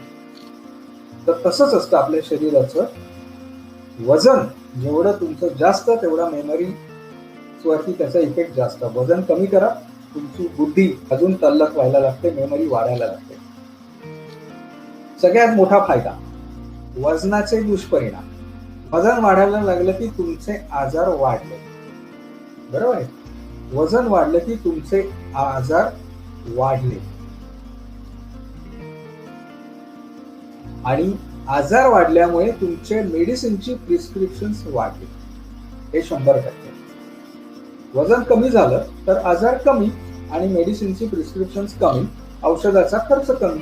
हा फायदा नाही का? न्यू गोल्स, तुम्हाला नवीन, हा आता उत्साह येतो, तुम्ही आता नवीन काहीतरी करू शकता. वजन ज्यांचं जास्त आहे त्यांना काहीतरी नवीन करण्यासाठी उत्साहच नसतो, त्याच्यामुळे न्यू गोल्स आपण अचीव्ह करायला आपण टाळाटाळ करत असतो, फॅट्स वाढले तर. अल्कोहोल टॉलरन्स जो आहे तो कमी झालेला असतो, हॉर्मोनचा बॅलन्स वाढलेला असतो, जॉईंट पेन सगळ्यात महत्वाचं की जॉईंट पेन्स कमी होतात. ज्यांचं वजन जास्त आहे, तुम्ही जर का बघितलं तर त्यांना गुडघेदुखीचे त्रास, सांधेदुखीचे त्रास हे खूप जास्त असतात. त्यातल्या त्यात गुडघेदुखीचे त्रास तर भरपूर असतात की ज्यांचं वजन जास्त आहे. तुम्हाला डॉक्टर पहिल्यांदा, तुम्ही अशा वेळेला तुमच्या डॉक्टरांकडे गेला तर डॉक्टर पहिल्यांदा तुम्हाला काय सांगतात, वजन कमी करा, वजन कमी करा. मी तुम्हाला औषधं देतोच आहे, पण तुमच्या सांध्यांवर जो वजनाचा परिणाम होतो आहे तो कमी करणं फार गरजेचं आहे. कंबर दुखती आहे, प्रचंड बॅक पेन्स आहेत, प्रचंड जॉईंट पेन्स आहेत, अशा लोकांमध्ये तर सगळ्यात पहिल्यांदा वेट लॉसचा फायदा होत असतो. नवीन ऍक्टिव्हिटीज तुम्ही एन्जॉय करू शकता, कारण तुमच्या शरीराची हालचाली वाढल्या, स्ट्रेंथ वाढली, उत्साह वाढला वेट लॉसमुळे, त्यामुळे नवीन ऍक्टिव्हिटीज तुम्ही एन्जॉय करता. घाम कमी प्रमाणात येतो, या लोकांना घाम कमी प्रमाणात येतो. आता अजून एक मजेशीर गोष्ट मी तुम्हाला सांगतो, क्लोदिंग ऑप्शन्स मात्र तुम्हाला खूप मिळतात बरं का, पर्टिक्युलरली स्त्रियांना. फॅशनची प्रचंड हौस असते, बरोबर आहे ना, की नवीन नवीन कपडे घालावेत, नवीन नवीन डिझाईनचे कपडे असावेत, नवीन नवीन फॅशन्स असाव्यात, असं कोणाला वाटत नाही? पुरुषांनाही वाटतं, स्त्रियांनाही वाटतं. वजन जास्त असेल, माझ्या शरीराची चरबी खूप वाढली आहे, मी खूप जाड आहे, तर तुमच्या पुढे नवीन डिझाईनचे, नवीन फॅशनचे कपडे मिळायला त्रास होतो, तुम्हाला ते वापरता येत नाही. पण जर तुम्ही छान स्लिम हँडसम दिसताय, सुंदर दिसताय, वजन कमी आहे, तर तुमच्या पुढे क्लोदिंग ऑप्शन जास्त आहे, तुम्ही वेगवेगळ्या फॅशन्स करू शकता.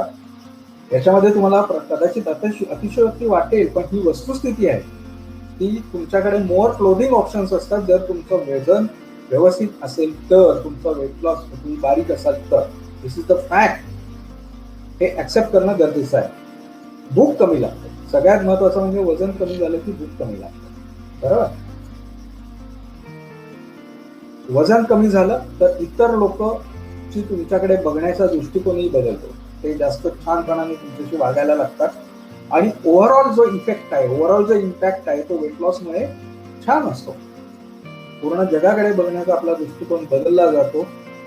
एक पॉझिटिव्हिटी येते, एक एनर्जी वाढलेली असते. वजन कमी झाल्यामुळे एक स्ट्रेंथ वाढलेली असते, एक ऍक्टिव्हिटी लेवल वाढलेली असते आणि त्याच्यामुळे आपला जगाकडे बघण्याचा दृष्टिकोन आणि जगाचा आपल्याकडे बघण्याचा दृष्टिकोन दोन्ही बदललेला असतात. एवढे जवळजवळ 24-25 ऍक्च्युली ते 35च्या वर पॉझिटिव्ह इफेक्ट्स आहेत आपल्या वेट लॉसचे. मी सगळे आता तुम्हाला सांगितले नाही, जे महत्वाचे तेवढे फक्त तुम्हाला सांगितले आहे. त्याच्यामुळे जरी तुमचं वजन कमी झालेलं असलं काही प्रमाणामध्ये तर वाईट वाटून घेऊ नका की आमचा वेट लॉस झाला आहे, मला सगळेजण नावं ठेवत आहेत. तर असं काही वाटून घेण्याची गरज नाही. त्यावेळी पहिल्यांदाच आता स्पष्ट करतो. हे एवढे पॉझिटिव्ह इफेक्ट्स मी तुम्हाला सांगितलेले. पण प्रमाणाबाहेर वजन कमी होतं आहे.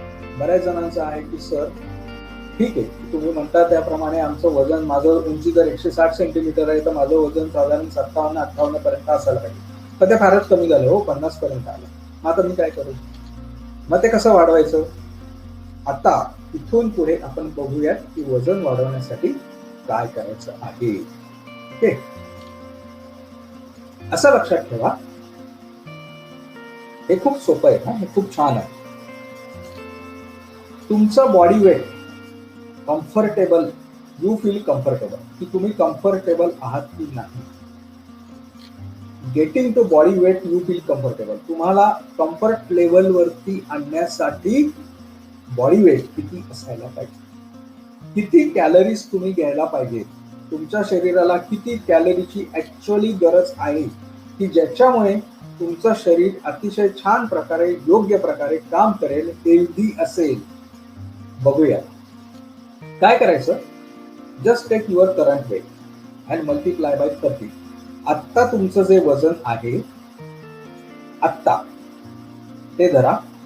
समजा एखाद्या व्यक्तीचं वजन 60 किलो, त्याला 13 मल्टिप्लाय करा, म्हणजे किती झाले? 780.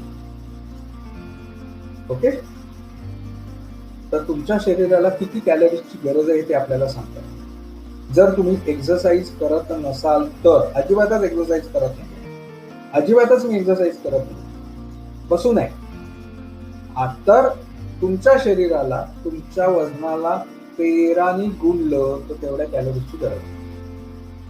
जर तुम्ही आठवड्यातनं काही वेळा एक्सरसाइज करता, सर मी आठवड्यातनं 2-3 दिवस जातो बा मॉर्निंग वॉकला वगैरे, थोडा एक्सरसाइज करतो आठवड्यात, 2-3 दिवस करतो, तर अशा लोकांना किती कॅलरीजची गरज आहे रोजची? आत्ताचं वजन धरा 60 किलो, उदाहरण देतो हा मी, आणि 15 त्याला गुणलं म्हणजे किती झाले? 900 कॅलरीजची गरज आहे. म्हणजे कॅलरी वाढल्या, याचा अर्थ इंटेक वाढवणं गरजेचं आहे. बरोबर. आता तुमचं वजन 60 किलो आहे आणि तुम्ही हेवी एक्सरसाइज करता, म्हणजे काय, आठवड्यातले 5 दिवस तरी तुम्ही एक्सरसाइज करता किंवा 5 दिवसापेक्षा जास्त एक्सरसाइज करता, तर त्याला 18 गुणा म्हणजे किती? 68 अष्टोदर्श, म्हणजे 1080 कॅलरीजची तुम्हाला गरज आहे. Do you understand? तुमच्या लक्षात आलं मी आता काय सांगतो आहे ते पहिल्यांदा लक्षात घ्या. पुढे बघूया आता. फॉर एक्झाम्पल की माझं वेट, आता हे पाऊंड्स मध्ये आपण बघूया आता, की एखाद्याचं वजन जर 165 पाऊंड्स आहे, म्हणजे आपण किलो मध्ये न गुणता पाऊंड्स मध्ये गुणूया त्याला, की एखाद्याचं वजन 165 पाऊंड आहे. आता पाऊंड कसं कॅल्क्युलेट करायचं, तर 1 किलो म्हणजे साधारण 2.2 पाऊंड असं धरा. 1 किलो म्हणजे 2.2 पाऊंड हे त्याचं कॅल्क्युलेशन आहे. मग माझं वजन जर का 60 किलो आहे तर पाऊंड्स मध्ये जर मी त्याचं रूपांतर केलं तर ते किती असेल? 2232 असेल, म्हणजे 132 पाऊंड असेल. मी जर का अजिबात व्यायाम करत नाहीये तर 132 गुणिले 13 जे येईल तेवढ्या कॅलरीजची मला गरज आहे. सॉरी आपण किलोमध्ये धरता, पाऊंड्स मध्ये धरूया. जर मी माझं 132 पाऊंड एवढं वजन आहे आणि मी आठवड्यातले 3 दिवस वगैरे व्यायाम करतो आहे, तर त्याला 15 गुणा जे येईल तेवढ्या कॅलरीजची गरज आहे. आणि जर मी एक्सरसाइज रोज करतोय 5 दिवस किंवा त्याच्यापेक्षा जास्त आठवड्यातले, तर 18 गुणा आणि जे येईल तेवढ्या कॅलरीजची मला गरज आहे. आता इथं उदाहरण दिलं आहे की जर माझं वजन 165 पाऊंड आहे आणि एक्सरसाइज मध्ये जर मी 3 दिवस करतोय आठवड्यातले, तर 165 गुणिले 15 म्हणजे 2475 कॅलरीजची तुम्हाला गरज आहे. हे पहिल्यांदा लक्षात ठेवायचं, डेली कॅलरीज, बरोबर. So that should not below. पहिल्यांदा एक गोष्ट नेहमी लक्षात ठेवायची की बायकांनी 1200 कॅलरीपेक्षा कमी अन्न ग्रहण करू नये आणि पुरुषांनी 1800 कॅलरीपेक्षा कमी अन्न ग्रहण करू नये. आता एवढ्या खूप डीप मध्ये नाही जाणार आहे किंवा कुठल्या पदार्थापासून किती कॅलरी मिळतात वगैरे एवढं मी आता सांगणार नाही. त्याच्यासाठी आपण पाहिजे त्याच्यानंतर वेगळं छोटंसं सेशन घेऊ. पण एवढं लक्षात ठेवा की स्त्रियांनी 1200 पेक्षा कमी कॅलरी अन्न ग्रहण करू नये आणि पुरुषांनी 1800 पेक्षा कमी कॅलरी अन्न ग्रहण करू नये. आणि वरचा फॉर्म्युला नेहमी उपयोगात आणावा की माझं वजन जेवढं आता आहे किलोमध्ये आहे त्याचं पाऊंड्स मध्ये रूपांतर करा आणि तुम्ही किती एक्सरसाइज करताय, आठवड्यातले किती दिवस एक्सरसाइज करताय, त्याप्रमाणे 13 किंवा 15 किंवा 18 त्याला मल्टिप्लाय करा, गुणाकार करा. तेवढं कॅलरीज तुम्हाला रोज घेणं आवश्यक आहे, बरोबर. आता मला वजन वाढवायचं. याचाच अर्थ काय की माझं वजन प्रत्यक्षात माझी उंची आहे 160 सेंटीमीटर, मला माझं वजन 60 किलो असणं गरजेचं आहे. पण आता माझं वजन किती आहे, 55 किलो. म्हणजे याचा अर्थ काय, मला 5 किलो वाढवणं गरजेचं आहे. आता आपण सोपं कॅल्क्युलेशन सांगतो. 160 किंवा आता इथे जसं धरलंय तसं 165, आपण हेच उदाहरण धरूया. जरा प्लीज नीट लक्ष द्या की जेणेकरून तुमच्या लक्षात येईल की कॅलरी इनटेक की कसा असायला हवा. असं समजूया की एखाद्या व्यक्तीचं उंचीच्या प्रमाणे 165 पाऊंड म्हणजे त्याची उंची किती असायला पाहिजे, सर्वसाधारणपणे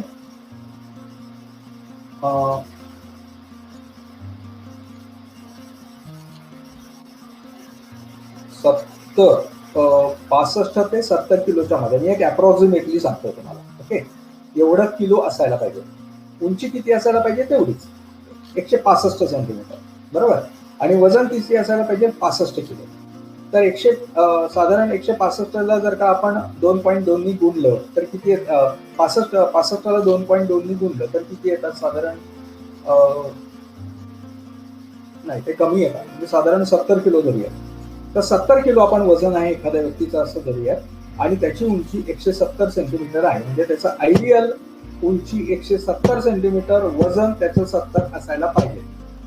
आता असं समजूया की माझी उंची 170 सेंटीमीटर आहे, माझं वजन 70 किलो आहे, तर माझं वजन मात्र 60 किलो आहे. म्हणजे मला 10 किलो वजन वाढवायचं आहे. तर 165 पाऊंड मी आठवड्यातले 3 दिवस एक्सरसाइज करतो, म्हणून मला कॅलरी किती असायला पाहिजे, 2475. एवढा इंटेक मला रोज असायला पाहिजे. पण आता माझं वजन किती आहे, 60. मी उंचीच्या हिशोबाने सांगतो, बरोबर. माझं वजन किती आहे, 60, म्हणजे ऍक्च्युली 10 किलो कमी, बरोबर. तर 60 पाऊंड मध्ये रूपांतर करा. 132ला 15 नी गुणा, जे उत्तर येईल ते या 2475 मधनं वजा केलं तर तेवढ्या जास्त कॅलरी इंटेक तुम्हाला रोज घेणं हवं. जर मी ते जे काही मी तुम्हाला सांगतो आहे, जर तुम्हाला ते समजत असेल तर प्लीज चॅटबॉक्स मध्ये येस टाईप करा. अदरवाईज मी तुम्हाला पुन्हा एक्सप्लेन करणार 1-2 मिनिटांमध्ये. जरा एकदा चॅटबॉक्स मध्ये येस किंवा नो प्लीज टाईप करा की मी हे पुन्हा सांगू का नको, कारण हे तुम्हाला कळणं फार गरजेचं आहे की कॅलरी इंटेक कसा आपल्याला हवा आहे.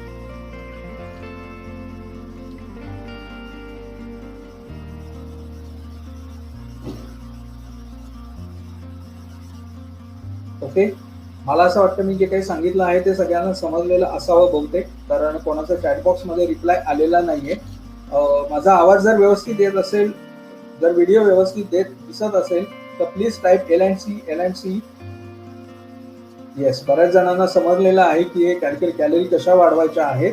Thank you very much. थँक्यू. म्हणजे मी जे एक्सप्लेन करतो आहे ते बहुतेक सगळ्यांना समजलेलं आहे की कॅलरी इंटेक आपल्याला किती वाढवायचा आहे. याच्यापेक्षा म्हणजे 1200 पेक्षा जर का बायकांनी कमी कॅलरीचं अन्न खाल्लं तर तुम्हाला न्यूट्रिएंट्सची नीड खूप जास्त आहे. जर पुरुषांनी जर का रोज 1800 पेक्षा कमी कॅलरीचं अन्न जर खाल्लं तर याचा अर्थ की त्यांना न्यूट्रिशनची जास्त गरज आहे. त्यामुळे हे नेहमी लक्षात ठेवा की 1200 पेक्षा कमी कॅलरीचं अन्न रोज इंटेक बायकांनी घेऊ नये आणि पुरुषांनी 1800 पेक्षा कमी कॅलरीचं अन्न खाऊ नये. एवढं मात्र 100% लक्षात ठेवा. पुढे बघूयात आपण. याचाच अर्थ काय की to gain the weight you need to add excess calories. तुम्हाला जर का तुमचं वजन वाढवायचं असेल तर तुम्हाला काय करणं गरजेचं आहे, एक्स्ट्रा कॅलरीज इंटेक करणं गरजेचं आहे. हे कॅलरीचं कॅल्क्युलेशन मी तुम्हाला जस्ट सांगितलं. कॅलरीचं कॅल्क्युलेशन कसं करायचं आहे की जर एखाद्या व्यक्तीची उंची से फॉर एक्झाम्पल माझी उंची 170 सेंटीमीटर आहे, माझं वजन आयडियली किती असायला पाहिजे, 70 किलो. बरोबर. याचाच अर्थ किती पाऊंड असायला पाहिजे, 70 गुणिले 2.2. थोडक्यात 2 धरूयात म्हणजे 140. मी जर आठवड्यातले 3 दिवस व्यायाम करतोय तर 140 ला जर मी 15 ने गुणलं तर 2100 कॅलरी मला रोज अन्न घेणं भाग आहे. तेवढी माझी नीड आहे. पण आता माझं वजन किती आहे, 60, आणि मी आठवड्यातले 3 दिवस व्यायाम करतो. बरोबर. 60 चे पाऊंड मध्ये रूपांतर करा. किती झालं, 2 जर कॅल्क्युलेशन धरलं की मी 2 पाऊंड म्हणजे 1 किलो, तर 60 गुणिले 2 म्हणजे 120. आता 120 ला 15 ने गुणाकार करा. किती झाले, 1800. प्रत्यक्षात किती कॅलरी मला पाहिजे असणं आवश्यक आहे, 2100. पण माझं अन्न पण आता किती कॅलरीचं हे होत आहे माझं, 1800. याचाच अर्थ मला रोज 300 कॅलरीचं अन्न जास्त घेणं गरजेचं आहे तर माझं वजन मेंटेन व्हायला लागेल. ते पहिल्यांदा लक्षात घ्या. आता समजलं का? आय होप की आता सगळ्यांना समजलं असेल. बरोबर. तर you need to have approximately 7000 calories. तुमचं वजन जर 1 किलो आठवड्यामध्ये 1 किलोने म्हणजे 2.2 पाऊंडने वाढवणं जर गरजेचं असेल, तुम्हाला जर असं वाटतंय की माझं आठवड्याभरामध्ये माझं 1 किलो वजन वाढवायला हवंय, तर तुम्हाला अप्रॉक्सिमेटली 7000 किलो कॅलरी वाढवणं किंवा तेवढं अन्न तुम्हाला असणं गरजेचं आहे. याचाच अर्थ काय की you need to eat extra 1000 kilo calories. रोज तुम्हाला 1000 किलो कॅलरी एक्स्ट्रा अन्न घेणं गरजेचं आहे तर तुमचं वजन एका आठवड्यामध्ये 1 किलोने वाढणार आहे. विजय सावंत सरांचा प्रश्न आहे. मी आता ऍक्च्युअली चॅटबॉक्स मध्ये पर्सनली टाकत नाही, पण सावंत सर की 1800 कॅलरी मध्ये जेवणात काय असायला पाहिजे हे मी तुम्हाला आताच मगाशीच सांगितलं की हे जे आहे हे कॅलरीज कुठल्या अन्नामध्ये किती कॅलरीज असतात हे मी जर प्रत्येक अन्नाचं कॅल्क्युलेशन आता सांगत बसलो तर आपल्याला शक्य नाहीये. त्याच्यासाठी आपण एक वेगळं सेशन घेऊयात छोटंसं की साधारणपणे रोजच्या जेवणातल्या अन्नापासून आपल्याला किती अन्न आणि काय खाल्लं की त्याच्यापासून किती कॅलरी मिळतात. हे मी आत्ता सांगणं एक्सप्लेन करणं नाहीये शक्य, कारण अजून आपल्याला थोड्या वेळ लागणार आहे हे सांगायला. ऍक्सेप्टेबल एका आठवड्यामध्ये 0.5 ते 2 पाऊंड एका आठवड्यामध्ये वजन वाढलं तर ते ऍक्सेप्टेबल आहे. एकदम फार पटकन वजन वाढायला लागलं तर तेही ऍक्सेप्टेबल नाहीये. कमी होत आहे, कमी वाढतंय तर तेही ऍक्सेप्टेबल नाहीये. असं धरा की तुम्हाला तुमचं ज्यांचा वेट लॉस झालेला आहे त्यांना 0.5 to 2 पाऊंड वजन वाढवणं गरजेचं आहे एका आठवड्यामध्ये. हे सेफ आहे.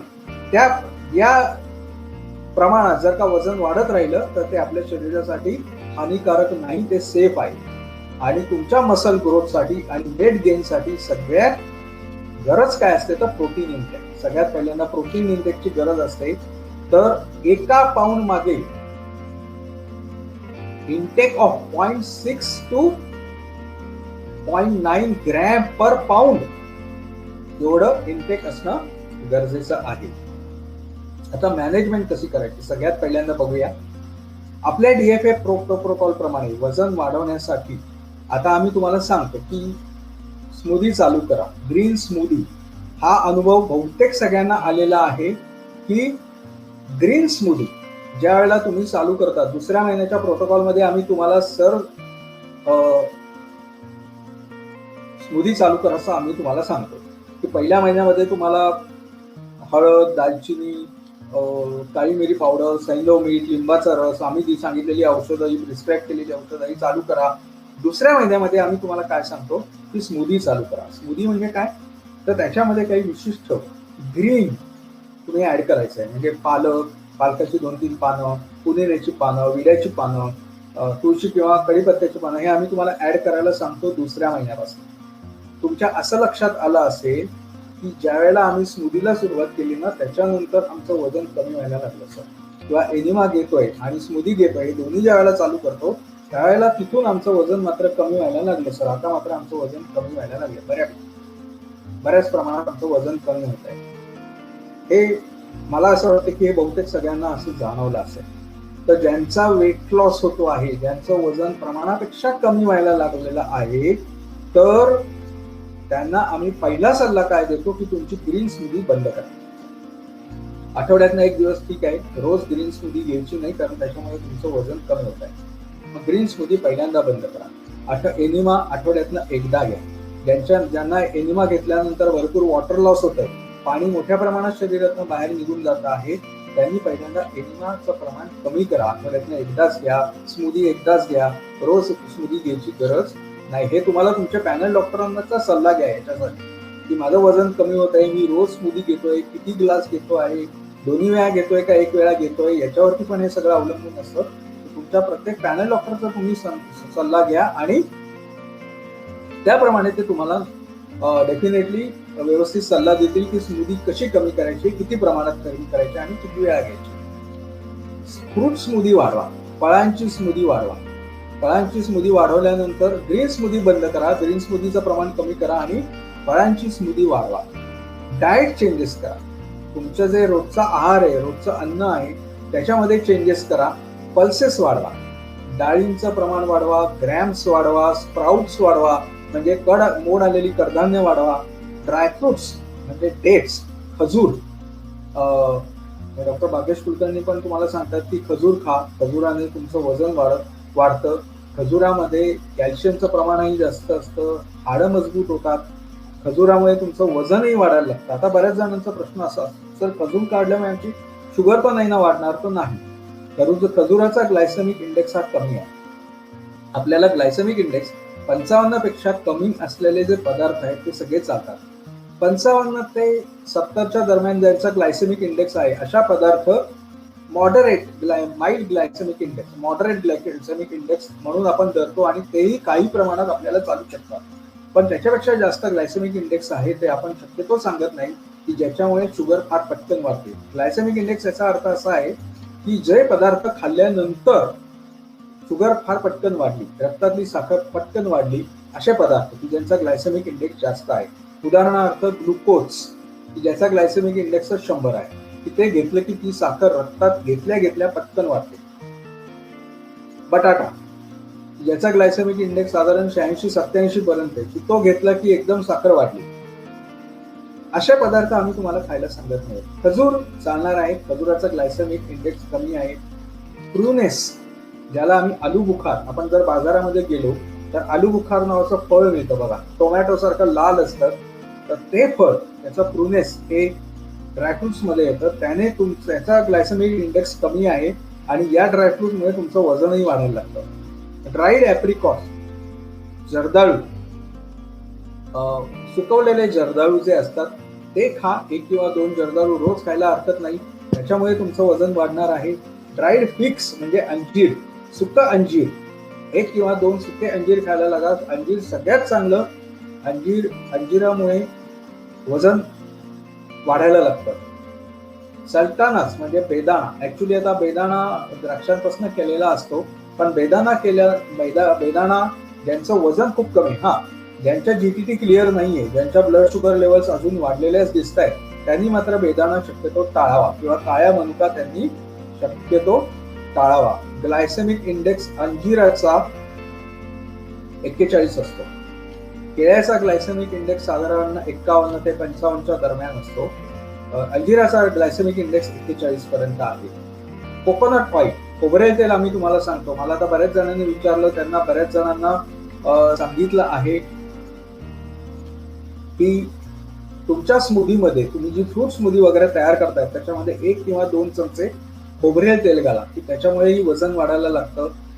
अजून एक सल्ला मी दिलेला असतो की वजन कशामुळे वाढतं, तर एक 2 चमचे चणा डाळ, हरभरा डाळ आणि 10-12 शेंगदाणे असे रोज रात्री आदल्या रात्री थोड्याशा पाण्यामध्ये भिजत घाला आणि दुसऱ्या दिवशी सकाळी हे चावून खा. त्याच्यामुळेही वजन वाढायला लागतं. प्रोटीन इंटेक हे सगळ्यात महत्वाचं आहे, की प्रोटीन तुम्हाला घेणं महत्वाचं आहे. आता ते कुठलं प्रोटीन हे मी तुम्हाला सांगतो, थोड्या पुढच्या स्लाइड्स मध्ये आपण बघूयात. मसल स्ट्रेंथनिंग एक्सरसाइजेस हे करणं खूप गरजेचं आहे. ऑलरेडी आमच्या एक्सपर्ट आहेत डॉक्टर नेहा सावंत मॅडम, ज्या तुमच्या फिजिओथेरपिस्ट आहेत, ते तुम्हाला बऱ्याच वेळा प्रत्येक ग्लॅडिएटर मीटिंग मध्ये त्यांनी तुम्हाला वेगवेगळे एक्सरसाइजेस सांगितलेले आहेत. त्याच्यामध्ये तुम्हाला त्यांनी अनेक मसल स्ट्रेंथनिंगचे एक्सरसाइजेस सांगितलेले आहेत. हे मसल स्ट्रेंथनिंगचे एक्सरसाइजेस करायला लागा. तुम्हाला किती वजन वाढवायचं आहे हे गोल निश्चित करा तुमचा, की मला एवढं वजन वाढवणं अपेक्षित आहे, एवढं गोल आहे माझं आणि हे वजन मी वाढवणार आहे, तेवढं गोल पर्यंत मला नेणं गरजेचं आहे. हे आधी डिसाईड करा की मला 60 पर्यंत माझं वजन न्यायचं आहे. आता 50 आहे, मला अजून 10 किलो वजन वाढवणं गरजेचं आहे. माझी उंची 162 सेंटीमीटर आहे, त्यामुळे 60 पर्यंत तरी मला वजन न्यायचं आहे. तर तो गोल निश्चित करा आणि त्याप्रमाणे तुम्ही वर्कआउट करायला काम करा. होममेड मास गेनर शेक मी तुम्हाला सांगणार आहे. आल्मंड मिल्क घ्या 200 मिलीलिटर, 200 मिलीलिटर बदामाचं दूध घ्या, त्याच्यामध्ये 1 केळं घाला, 1 स्कूप ओट घाला, 40 ग्रॅम, 1 स्कूप म्हणजे काय, तर 40 ग्रॅम ओट घाला. पीनट बटर सगळ्यात चांगलं, बाकी कुठल्याही बटरपेक्षा पीनट बटर हे सगळ्यात चांगलं. पीनट बटर तुम्हाला वजन वाढवायला 100% मदत करतं. 2 चमचे 2 टेबल स्पून पीनट बटर घाला आणि जर चवीला हवं असेल तर त्याच्यामध्ये बूस्ट किंवा बोर्नव्हिटा घाला. हे ऑप्शनल आहे, घ्यायलाच पाहिजे असं नाहीये. आणि याचा एक छानपैकी शेक तयार करा. 200 मिलीलिटर म्हणजे 200 ml बदामाचं दूध, त्याच्यामध्ये 1 बनाना, 1 केळं, 40 ग्रॅम ओट, 2 टेबलस्पून पीनट बटर आणि बोर्नव्हिटा किंवा बूस्ट चवीसाठी हे घाला. याचा एक छानपैकी आल्मंड मिल्कचा शेक तयार करा आणि तो घ्यायला सुरुवात करा. तुमचं वजन वाढायला लागेल, तुमची साखर पण वाढणार नाही. कारण केळ्याचा ग्लायसेमिक इंडेक्स हा 51 ते 55 आहे. पण ज्यांचं वजन कमी आहे पण ज्यांचं शुगर पण खूप जास्त आहे, त्यांनी हे प्रमाणात ठेवा. उगाच घ्यायचं म्हणून घेऊ नये, कारण त्याच्यामध्ये केळंही आहे. केळ्याचा ग्लायसेमिक इंडेक्स जरी 51 ते 55 असला तरी सुद्धा थोडीशी शुगर त्याच्यामुळे थोडीशी वाढू शकते. अदर प्रोटीन शेक्स जे आहेत तेही तुम्ही तयार करू शकता. हा एक सगळ्यात चांगला प्रोटीन शेक मी तुम्हाला, एक सगळ्यात चांगला वेट गेनर शेक सांगितलाय तुम्हाला, जो तुम्ही घरच्या घरी करू शकता. तुम्ही ट्राय करा, उद्यापासून असा घ्यायला सुरुवात करा आणि मग मला सांगा एक 15-20 दिवसानंतर की तुम्हाला काही फरक वाटतोय का. डार्क चॉकलेटनी हा एक गैरसमज आहे की चॉकलेट खाल्लं की आपली साखर वाढते. नाही, डार्क चॉकलेटनी साखर वाढत नाही. डार्क चॉकलेटचा ग्लायसेमिक इंडेक्स हा 36 ते 38 असतो, त्याच्यामुळे तुमची साखर वाढत नाही. हा कमी असतो ग्लायसेमिक इंडेक्स. आल्मंड बटर याची एक वेट गेनर स्मूदी तयार करा. म्हणजे आल्मंड मिल्क घ्या, त्याच्यामध्ये डार्क चॉकलेट घाला, त्याच्यामध्ये आल्मंड बटर घाला आणि त्याची शेक तयार करून घ्या. चॉकलेट, स्ट्रॉबेरी आणि पीनट बटर स्मूदी हे 3 एकत्र करा. चॉकलेट घ्या, आल्मंड मिल्क घ्या आणि स्ट्रॉबेरी घाला त्याच्यामध्ये थोडी आणि पीनट बटर घाला. त्याची एक स्मूदी तयार करा. वेगवेगळ्या स्मूदी आहेत याच्यामुळे तुमचं वजन वाढणार आहे. स्ट्रॉबेरी आणि ॲव्होकॅडोची स्मूदी तयार करा. ॲव्होकॅडो नावाचं फळ असतं ते आणि स्ट्रॉबेरी आणि हे आल्मंड मिल्क हे एकत्र करून त्याची स्मूदी तयार करा किंवा शेक तयार करा आणि तो घ्यायला सुरुवात करा. कॅरामेल क्रीम आणि कॉफी हे वेट गेनर शेक आहे. कॅरामेल क्रीमचा वापर करा आणि कॉफी याचा एक शेक तयार करा छानपैकी, ते पण वेट गेनर शेक आहेत. बनाना ग्रीन स्मूदी तयार करा की त्याच्यामध्ये सुद्धा तुमचं वजन वाढायला लागणार आहे. Other food supplements, brown rice. जे लोक ब्राऊन राईस खातात, जरी ब्राऊन राईसचा ग्लायसेमिक इंडेक्स 76 असला, जो आपल्या नेहमीच्या व्हाईट पॉलिश राईस पेक्षा जवळजवळ 10 ते 12 ने कमी आहे. आपला जो व्हाईट पॉलिश राईस असतो त्याचा ग्लायसेमिक इंडेक्स साधारण 36 ते 88. ब्राऊन राईसचा ग्लायसेमिक इंडेक्स हा 75 ते 77 असतो. पण ब्राऊन राईसमुळे तुमचं वजन वाढायला लागतं, त्यामुळे ब्राऊन राईस खायला लागा. त्याचं कारण सांगतो मी तुम्हाला, ब्राऊन राईसने वजन कसं वाढतं. ब्राऊन राईस हा शिजवायला लागतो, बरंच शिजवायला लागतो, तो पाणी ऍब्सॉर्ब करून घेत असतो. तुम्ही जर बघितलं तर ब्राऊन राईसचं जर मला करायचं झाला, जे लोक कोणी ब्राऊन राईस ट्राय करतात त्यांना माहिती आहे की जर त्याचा भात तयार करायचा आहे तर तो अर्धा तास ब्राऊन राईस मला आधी पाण्यात भिजत घालायला लागतो आणि तो सगळं वॉटर कॉन्टेंट ऍब्सॉर्ब करत असतो. वॉटर कॉन्टेंट आपोआप ऍब्सॉर्ब होतं, तो शिजायला वेळ लागतो नेहमीच्या व्हाईट राईसपेक्षा, आणि वॉटर कॉन्टेंट जास्त ऍब्सॉर्ब झाल्यामुळे आपोआप वेट गेनर म्हणून त्याचा उपयोग झालेला असतो आणि त्याच्यामुळे त्याचा ग्लायसेमिक इंडेक्स हा नेहमीच्या भातापेक्षा कमी असल्यामुळे शुगर सुद्धा पटकन वाढत नाही. जरी तो थोडासा जास्त असला ग्लायसेमिक इंडेक्स, तरी नेहमीच्या भातापेक्षा त्याचा ग्लायसेमिक इंडेक्स कमी असल्यामुळे त्याने शुगर वाढत नाही. नट्स आणि नट बटर घ्या.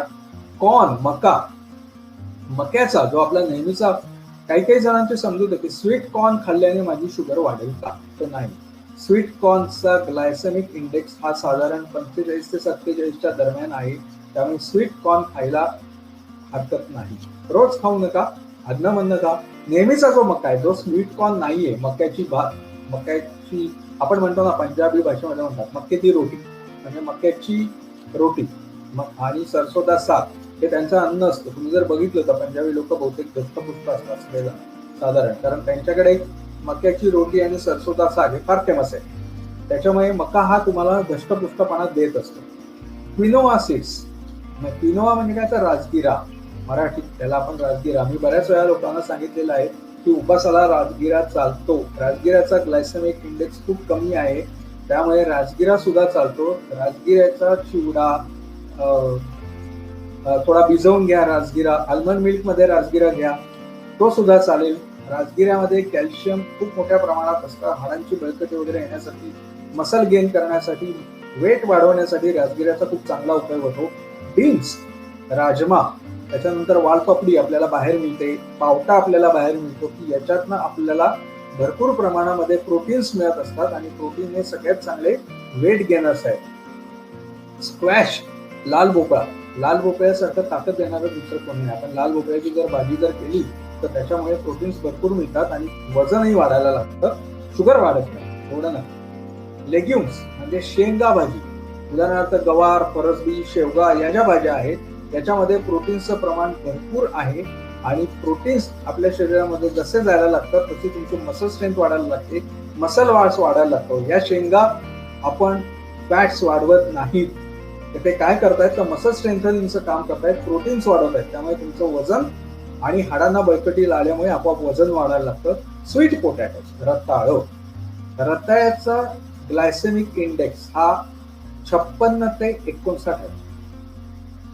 म्हणून तुम्हाला मी ज्या वेळेला तुमचं एक सेशन घेतलं होतं की उपासाला काय काय चालतं, त्याच्यामध्ये मी स्पेसिफिकली सांगितलं होतं की रताळ्या तुम्हाला चालणार आहे. ऍक्च्युअल रताळ्याचा जर का ग्लायसेमिक इंडेक्स बघितला तर तो जास्त आहे थोडा, पण रताळी ज्या वेळेला आपण उकडून घेतो, मी जर का रताळ अर्धा तास उकडलं मंद आचेवर तर त्याचा ग्लायसेमिक इंडेक्स खूप कमी येतो, 55 पेक्षाही कमी येतो. त्यामुळे रताळ घ्यायला हरकत नाही. रताळ नुसतं खाऊ नका, कच्चं खाऊ नका, कारण कच्चा रताळ्याचा ग्लायसेमिक इंडेक्स अजून जास्त आहे, साधारण 76 ते 80च्या दरम्यान रताळ्याचा ग्लायसेमिक इंडेक्स आहे. पण हा जर उकडलं रताळ तर त्याचा ग्लायसेमिक इंडेक्स कमी होतो. तुम्ही जर बघितलं तर रताळ ज्यावेळेला आपण उकडतो तर त्याचं वॉटर ऍब्सॉर्प्शन खूप झालेलं असतं.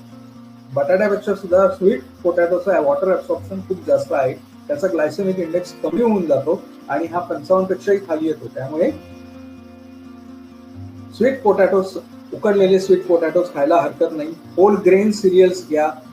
क्रॅनबेरीज घ्या. क्रॅनबेरीज म्हणजे काय, करवंदासारखं एक लाल रंगाचं फळ असतं छोटंसं, ते मिळतं बाहेर. तुम्ही जर नीट बाजारामध्ये जर का गेलात तर करवंदासारखी छोटी चेरी सारखी पण चेरी नसलेली अशी एक छोटी फळं मिळतात करवंदासारखी लाल रंगाची, त्याच्यामध्ये प्रोटीन भरपूर असतात, ते खायला हरकत नाही. ऑलिव्ह ऑइल सगळ्यात चांगलं, ऑलिव्ह ऑइल तर सगळ्यात चांगलं आहे की तुम्ही ऑलिव्ह ऑइल घ्या सुरुवात करा. फुल फॅट चीज घ्या, नुसतं चीज नाही खायचं तर फुल फॅट चीज घ्या. घोसाळ्याची भाजी आपण खातो, घोसाळ्यामध्ये प्रोटीन जास्त असतात. घोसाळा जर का आपण घेतलं, घोसाळ्याची भजी नाही सांगितलेली, घोसाळ्याची भाजी सांगतो, आणि भाजी खाल्ल्याने घोसाळ्यामुळे वजन वाढायला लागतं. नागरमोथा, आवळा ज्यूस, केशर आणि लवंग हे 4 ज्या वेळेला आपण एकत्र घेतो. आवळा ज्यूस घ्या, आवळ्या ज्यूसामध्ये पाणी घाला, त्याच्यामध्ये नागरमोथा, केशर आणि लवंग थोडंसं मिक्सरमधनं काढून घ्या, आणि हे ज्या वेळेला तुम्ही घ्यायला लागता त्यावेळेला तुमचं वजन वाढायला लागतं. कारण याच्या लवंग आणि केशरामुळे तुमचा मेटाबॉलिझम वाढलेला असतो. सगळ्यात महत्वाचं आहे की हा मेटाबॉलिझम वाढलेला आहे. बरेच जण मला आता चॅटबॉक्समध्ये असा प्रश्न विचारतायत की सर वजन कमी करण्यासाठी काय करायचं. तर याच्यासाठी पण मी एक सेशन घेईन नंतर. आता आपण वजन कसं वाढवायचं याच्यासाठी सेशन घेतोय. ज्यांची वजन कमी झालेली आहे त्यांच्यासाठी वजन कसं वाढवायचं हे सेशन आहे. तर आपण नंतर एक पुढच्या महिन्यामध्ये आपण how to gain the weight याच्यावरती पण बागेश कुलकर्णी सरांनी जर परमिशन दिली तर आपण त्याच्यासाठी एक वेगळं सेशन घेऊयात. कॅलरीज कशा, कुठल्या पदार्थामध्ये कशा कॅलरी असतात त्याच्यासाठी एक छोटंसं सेशन पण आपल्याला घेता येईल, हे मी मगाशीच सांगितलं. तर काशीनाथ बिराजदार सर आपण त्याच्यासाठी एक वेगळं वजन कमी करण्यासाठी एक वेगळं सेशन घेऊयात. आपण आता वजन कसं वाढवायचं याच्यासाठी बघतोय. ब्रोकोली फ्लॉवर सारखं दिसतं आपल्याला, बऱ्याच जणांना ब्रोकोली माहिती असेल. यू विल नॉट बिलीव्ह, तुमचा विश्वास बसणार नाही, पण ब्रोकोलीचा ग्लायसेमिक इंडेक्स हा फक्त 15 आहे, फक्त 15. आणि ब्रोकोलीमुळे भयंकर high rich in the protein content. त्यामुळे ब्रोकोली, मशरूम, स्वीट कॉर्न याचा जर का तुम्ही सॅलेड म्हणून वापर केला, ते फक्त उकडून घ्या, त्याचा सॅलेडमध्ये वापर करा, अतिशय छान प्रकारे तुमचं प्रोटीन वाढायला लागतं, मसल स्ट्रेंथ वाढायला लागते, मसल मास वाढायला लागतो, फॅट्स वाढत नाहीत आणि शुगरही वाढत नाही. कारण या सगळ्याचे ग्लायसेमिक इंडेक्स कमी आहेत. मी जे पदार्थ आता तुम्हाला सांगतोय ते सगळ्याचे ग्लायसेमिक इंडेक्स कमी आहेत, आणि या सगळ्यांमुळे तुमचं वजन वाढायला लागणार आहे. या सगळ्याचा उपयोग एकदम करू नका की रोज सगळं घेतोय, नाही. एक दिवस हे घ्या, एक दिवस ते घ्या, एक दिवस दुसरं काहीतरी घ्या. याप्रमाणे आता मी बरेच पदार्थ मी तुम्हाला सांगितले, बरेच शेक्स मी तुम्हाला सांगितले, ते चालू करा.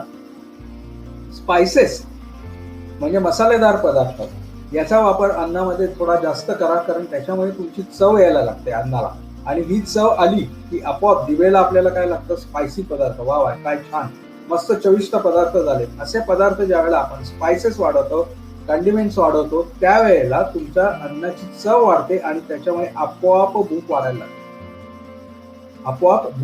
लागते. आणि जेवढं तुमची भूक वाढली की आपोआप तुमचं कॅलरी इंटेक जास्त जातो, आणि त्याच्यामुळे तुम्हाला वेट गेन होण्यासाठी मदत होते. शतावरी सुद्धा चांगला आहे. घाटपांडे साहेब, शतावरी सुद्धा आपण घेतो, शतावरीने सुद्धा वजन मेंटेन व्हायला खूप छान उपयोग होतो. पण शतावरी आपण आपल्या याच्यामध्ये नुसत्या आपल्या मिल्कमध्ये घालून न घेता आल्मंड मिल्कमध्ये जर का शतावरी घालून घेतली तर त्याचाही चांगला उपयोग आहे. व्हर्जिन ऑलिव्ह ऑइल किंवा ॲव्होकॅडो ऑइलचा वापर करा. 1 ते 2 चमचे ऑलिव्ह ऑइल किंवा ॲव्होकॅडो ऑइलचा वापर जर केला रोज तर त्याच्यामुळे ऑलिव्ह ऑइल हे सगळ्यात चांगलं की त्याच्यामुळे तुम्हाला वजन वाढायला लागतं. मॅकॅडेमिया नट्स, पीनट्स आणि वॉलनट्स, अक्रोड याच्यामुळेही तुमचं वजन वाढतं आहे. आणि एग्स, अंडी खायला हरकत नाही. जे ज्यांना अंडी खाणं चालतं त्यांना अंडी खायला हरकत नाही. फक्त एकच प्रिकॉशन घ्या, अंड्यातला पिवळा बलक खाऊ नका, पांढरा बलक मात्र खायला हरकत नाही. एखादा अंडा तुम्ही रोज खाल्लं तर त्याच्यामध्ये प्रोटीन्स भरपूर असतात. अंड्यामध्ये कार्ब्सचं प्रमाण खूप कमी असतं, त्यामुळे अंड एखादं खायला हरकत नाही. आमलेट वगैरे न करता उकडून घेतलं तर सगळ्यात चांगलं. अजून काही टिप्स मी तुम्हाला देतोय वजन वाढवण्यासाठी. Don't drink water before meals. जेवणापूर्वी बऱ्याच जणांना सवय असते की जेवणापूर्वी पाणी पितो सर आम्ही थोडंसं, तर ते पिऊ नका. कारण पाणी प्यायले की ऑलरेडी तुमचं पोट भरतं आणि मग तुम्ही कमी जेवता आणि त्याच्यामुळे तुमचं वेट गेन होणार नाही. त्यामुळे जेवणापूर्वी पाणी पिऊ नका. थोडं पण बऱ्याच वेळा खा. आपल्याला सवय असते 1 किंवा 2 वेळा खा, पण थोडं खायला हरकत नाहीये. एखादा जेवणाचं प्रमाण किंवा एखादा स्नॅक्सचं प्रमाण वाढवायला हरकत नाहीये. म्हणजे दिवसांना 2च वेळा जेवतोय तर वजन वाढेपर्यंत मी 2 ते 3 वेळा काहीतरी थोडं खाल्लं हरकत नाही, किंवा 4 वेळा काहीतरी थोडं थोडं खाल्लं हरकत नाहीये. ताट, आपण जे जेवणाला जे ताट घेतोय हे खूप छान आहे, की आपली एक साधारण मानसिकता बघा कशी असते. जेवणाचं ताट लहान असलं तर आपल्याला अन्न कमी जातं. जेवणाचं ताट मोठं ठेवा, मोठं जेवणाचं ताट करा, की ज्याच्यामध्ये ते बघितल्यावर, ते याच्यामध्ये वेगवेगळे पदार्थ बघितल्यावरच आपली भूक वाढते आणि त्याच्यामुळे आपलं अन्न जास्त जातं, कॅलरी आपोआप जायला जास्त लागतात. स्मॉलर प्लेट्स वापरल्या तर लेस इंटेक होतो, लार्जर प्लेट्स वापरल्या तर इंटेक जास्त वाढतो. बरोबर. झोप छान घ्या. झोप ज्या वेळेला चांगली लागलेली असते, तणाव विरहित ज्या वेळेला सगळं आपलं शरीर असतं, मन असतं, त्यावेळेला तुमचं वजन वाढायला लागतं. जेवणामध्ये आता आमच्या आपल्या डीएफए प्रोटोकॉल प्रमाणे आम्ही तुम्हाला काय सांगतो, की सॅलेड आधी घ्या. पहिल्यांदा जेवण सुरुवात करताना सॅलेड आधी घ्या, भाज्या भरपूर. बरोबर आहे. आता आपल्याला थोडंसं उलट करायचं वजन वाढवण्यासाठी, की प्रोटीन जे आहे, प्रोटीन असलेले जे पदार्थ ते पहिल्यांदा खा आणि भाज्या नंतर खा. प्रोटीन असलेले पदार्थ पहिल्यांदा खा आणि भाज्या नंतर खा. कॅलरी, ज्या पदार्थांमध्ये कॅलरी जास्त आहे ते पदार्थ पहिल्यांदा खा आणि भाज्या नंतर खा. सिगरेट पिऊ नका. सिगरेटमुळे, ज्यांना सिगरेटची सवय आहे त्यांनी सगळ्यात पहिल्यांदा सिगरेट स्मोकिंग बंद करा, बीडी स्मोकिंग बंद करा, कारण त्याच्यामुळे वजन कमी होतं. जे स्मोकर्स आहेत they tend to lose the weight, त्यांच्यामध्ये वजन खूप कमी प्रमाणात, फार पटकन वजन कमी होतं. अल्कोहोल कन्झम्पशन बंद करा, अल्कोहोल घेऊ नका. आणि शेवटची जी टीप आहे 8 नंबरची, ती खूप महत्वाची आहे. ती सगळ्यांनी लक्षात ठेवा, की सगळ्यात पहिल्यांदा क्रिएटिन चा इनटेक वाढवा. आता मोठा प्रश्न, सर क्रिएटिन हा शब्द सगळ्यांना माहिती, पण तुम्हाला जर हे माहित नसेल तर तुमच्या माहितीसाठी सांगतो, की आपल्या मसल बिल्डिंग साठी क्रिएटिनची भयंकर गरज असते. They are called as the muscle building blocks म्हणतात क्रिएटिनला. आणि जर का तुम्ही क्रिएटिन मोनोहायड्रेटचे सप्लिमेंट्स घेतले तर तुमचं मसल बिल्डिंग होणार आहे, तुमचं वजन वाढणार आहे. मग याचा परिणाम आता पुढच्या याच्यामध्ये आपण बघूयात, की क्रिएटिन काय करतंय आणि काय नाही. क्रिएटिन असा शब्द आहे की जो नॅचरली आपल्या मसल्समध्ये आपल्याला सापडतो. मसल्स ग्रेन करण्यासाठी ज्यावेळेला आपण एक्सरसाइज करत असतो तर एक्स्ट्रा एनर्जी जी आपल्याला लागते तर ती क्रिएटिनच्या माध्यमातून तयार होत असते. हे पहिल्यांदा लक्षात घ्या. आपल्या मसल्समध्ये, आपल्या मांसपेशींमध्ये 95% क्रिएटिन स्टोअर केलेलं असतं, तर 5% हे आपला मेंदू, किडनी आणि लिव्हर मध्ये असतं. क्रिएटिन हे आपल्या शरीराला अत्यंत गरजेचं असतं. क्रिएटिनची भीती बाळगण्याची गरज नसते. क्रिएटिन मोनोहायड्रेट हे आपल्याला शॉर्ट टर्म साठी, म्हणजे काही काळच फक्त वजन वाढवायचं नंतर कमी करायचं, किंवा लॉंग टर्म साठी माझं वजन पण बराच काळ मेंटेन करायचं आहे मला, तर त्या दोन्हीसाठी आपल्याला क्रिएटिन मोनोहायड्रेटचा खूप चांगला उपयोग होतो. सेडेंटरी पीपल, जे बसून आहेत किंवा जे ओल्ड ॲडल्ट्स आहेत, जे म्हातारे लोक आहेत, त्याचप्रमाणे ॲथलीट्स म्हणजे जे हेवी एक्सरसाइजेस करतात, या प्रत्येकामध्ये क्रिएटिन मोनोफॉस्फेट अतिशय महत्वाचं आहे, की त्याच्यामुळे मसल ग्रोथ वाढते, त्याच्यामुळे स्ट्रेंथ वाढते, ताकद वाढायला लागते. 2 ते 3 टाइम्स त्याच्यामुळे ताकद वाढते, मसल वाढतात आणि वेट गेन होण्यासाठी मदत होतो. क्रिएटिन मोनोहायड्रेटचा अजून उपयोग म्हणजे तुमच्या ब्रेन डिसऑर्डर्स वरती त्याचा उपयोग होतो. Alzheimer's disease, Parkinson disease, epilepsy, spinal cord म्हणजे आपला जो मणका आहे त्याच्या इंजुरीज वगैरे साठी क्रिएटिन, तुमची स्मरणशक्ती वाढवण्यासाठी सुद्धा क्रिएटिनचा उपयोग होतो. तुमचा जो फटीग आहे, म्हणजे जो निरुत्साहीपणा आलेला आहे, थकवा आलेला आहे, तो 70% कमी करण्याचं काम हे क्रिएटिन मोनोहायड्रेट करत असतं.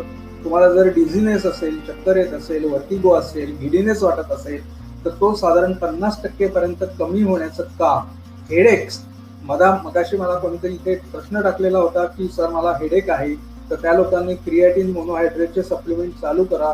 वजन कमी असेल आणि त्याच्यामुळे जर का हेडेक वगैरे होत असेल तर क्रिएटिन मोनोहायड्रेट डेफिनेटली तुम्हाला उपयोगी आहे. व्हेजिटेरियन जे असतात त्यांना क्रिएटिन स्टोअर कमी असतं, कारण बहुतेक मांसाहारी लोकांमध्ये किंवा मांसामध्ये क्रिएटिनचं प्रमाण जास्त असतं. तर क्रिएटिन सप्लिमेंट, अशा व्हेजिटेरियन लोकांनी जर का क्रिएटिन सप्लिमेंट जर का घ्यायला सुरुवात केली तर त्यांच्या मेमरीमध्ये आणि इंटेलिजन्समध्ये अनुक्रमे 50 ते 20% वाढ होते. ब्लड शुगर लेवल ह्या सगळ्यात महत्वाचा, आपल्या डायबिटिक लोकांसाठी हा सगळ्यात महत्वाचा आहे की क्रिएटिन मोनोहायड्रेटचे सप्लिमेंट तुमच्या ब्लड शुगर वाढू देत नाहीत. याचं कारण तिथे ऑलरेडी मी मेन्शन केलं आहे की आपल्या शरीरामध्ये एक ग्लूटोफोर म्हणजे ग्लुकोज ट्रान्सपोर्टर टाईप, जे ग्लुकोज वाहून नेण्याचं कामासाठी ग्लूटोफोर नावाचा एक मॉलिक्यूल असतो की तो ब्लड शुगर ही मसल्स पर्यंत पोहोचवण्याचं काम करतो. आणि जर का ग्लूटोफोरचं प्रमाण आपल्या शरीरात वाढलं, हे कोण वाढवतंय? क्रिएटिन मोनोहायड्रेटचे सप्लिमेंट तुम्ही घेतल्यावरती ती जी ग्लुकोज ट्रान्सपोर्टर सिस्टीम आहे त्याच्यावर त्याचा परिणाम होतो. ते ग्लूटोफोरचे मॉलिक्युल्स आपोआप ग्लुकोज कॅरी करतात आणि मसल्स पर्यंत पोहोचवतात. आणि मसल्स ज्या वेळेला ते ग्लुकोज आतमध्ये ओढून घेतात त्यावेळेला, मांसपेशी ज्या वेळेला ग्लुकोज आतमध्ये ओढून घेतात, त्यामुळे ब्लड शुगर लेवल तुमच्या कमी राहतात आणि तुमच्या मसलची स्ट्रेंथ पण वाढलेली असते, वजन वाढलेलं असतं.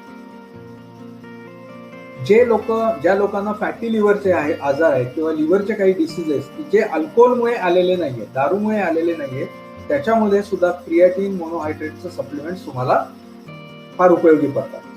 मग आता क्रिएटिन मोनोहायड्रेट किती घ्यायचं, कशा प्रमाणामध्ये, किती प्रमाणामध्ये तुम्हाला क्रिएटिन मोनोहायड्रेटचा रोजचा इंटेक पाहिजे आहे? लोडिंग फेज म्हणजे मला आठवड्याभरामध्ये वजन वाढवायचं आहे तर त्यांनी रोज 20 ग्रॅम क्रिएटिन सप्लिमेंट घ्यायला हरकत नाही 7 दिवसासाठी. पहिल्या 7 दिवसासाठी रोज 20 ग्रॅम. मग त्यांनी एका वेळेला 20 ग्रॅम घ्यायचं एका तर नाही, 3 ते 5 ग्रॅम एका वेळेला, असे 4 वेगवेगळ्या डोसेस मध्ये जर का त्यांनी क्रिएटिन म्हणजे 4 वेळा त्यांनी क्रिएटिन मोनोहायड्रेट घेतलं तर त्याच्यामुळे 7 दिवस जर घेतलं म्हणजे रोज 20 ग्रॅम तर त्याच्यामध्ये त्यांचं वजन पटकन वाढायला लागतं. त्याच्यानंतर एक स्टेडी ठेवायचं आहे तुम्हाला, रोज 3 ते 5 ग्रॅम एका दिवसामध्ये घ्यायचं. मग तुम्ही 2 वेळा घ्या, 3 वेळा घ्या, पण रोजचा तुमचा डोस किती पाहिजे तर 3 ते 5 ग्रॅम क्रिएटिन मोनोहायड्रेट जर का सप्लिमेंट तुम्ही घ्यायला लागलात तर हे तुम्हाला लॉंग टर्म साठी सुद्धा मेंटेन करता येतं. जर तुम्हाला पटकन वजन वाढवायचं आहे, पण पटकन वजन वाढवण्याच्या मागे लागू नका. मगाशीच सांगितलं की 0.5 ते 2 पाऊंडापर्यंत एका आठवड्यामध्ये वजन वाढणं हे सेफेस्ट आहे. तर 20 ग्रॅमचं वजन, 20 ग्रॅम क्रिएटिन मोनोहायड्रेट जर का तुम्ही रोज घेतलं पहिले 7 दिवस तर तुमचं वजन साधारण 1 ते 2 किलोनी वाढण्यास मदत होते. त्याच्यानंतर तुम्हाला 3 ते 5 ग्रॅम रोज घ्यायचं आहे. लोडिंग फेज जर तुम्हाला नको आहे की मला नको 20 ग्रॅम रोज नाही, म्हणजे मी पण रिकमेंड करणार नाही की तुम्ही 20 ग्रॅम रोज घ्यायला लागा पहिले 7 दिवस, तर तुम्ही रोज 3 ते 5 ग्रॅम घ्यायला हरकत नाही. 3 ते 5 ग्रॅमचा एक डोस तुम्ही जरी घेतला तरी घ्यायला हरकत नाही.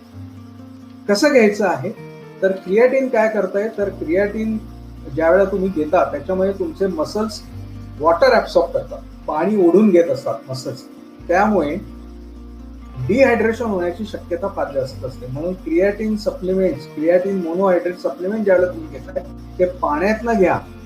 1 ग्लास पाण्यामध्ये, 2 ग्लास पाण्यामध्ये घ्या. आणि सगळ्यात महत्वाचं लक्षात घ्या की थोडं पाणी थोड्या वेळाने दिवसभर पीत राहा. जे लोक क्रिएटिन मोनोहायड्रेटचे सप्लिमेंट सुरू करणार आहेत त्यांनी एक गोष्ट लक्षात घ्या की ते पाण्याबरोबरच घ्यायचं आहे. पाण्याचं प्रमाण थोडं जास्त ठेवायचं आहे. दिवसभर पण पाणी थोडं पीत राहायचं आहे, अदरवाईज डिहायड्रेशन होण्याची शक्यता असते. लोडिंग डोस 20 ग्रॅम साठी घेतल्याने तुमचं वजन 1 ते 3 किलो पर्यंत वाढणार आहे, पण ब्लड शुगर मात्र वाढत नाही, हे लक्षात घ्या.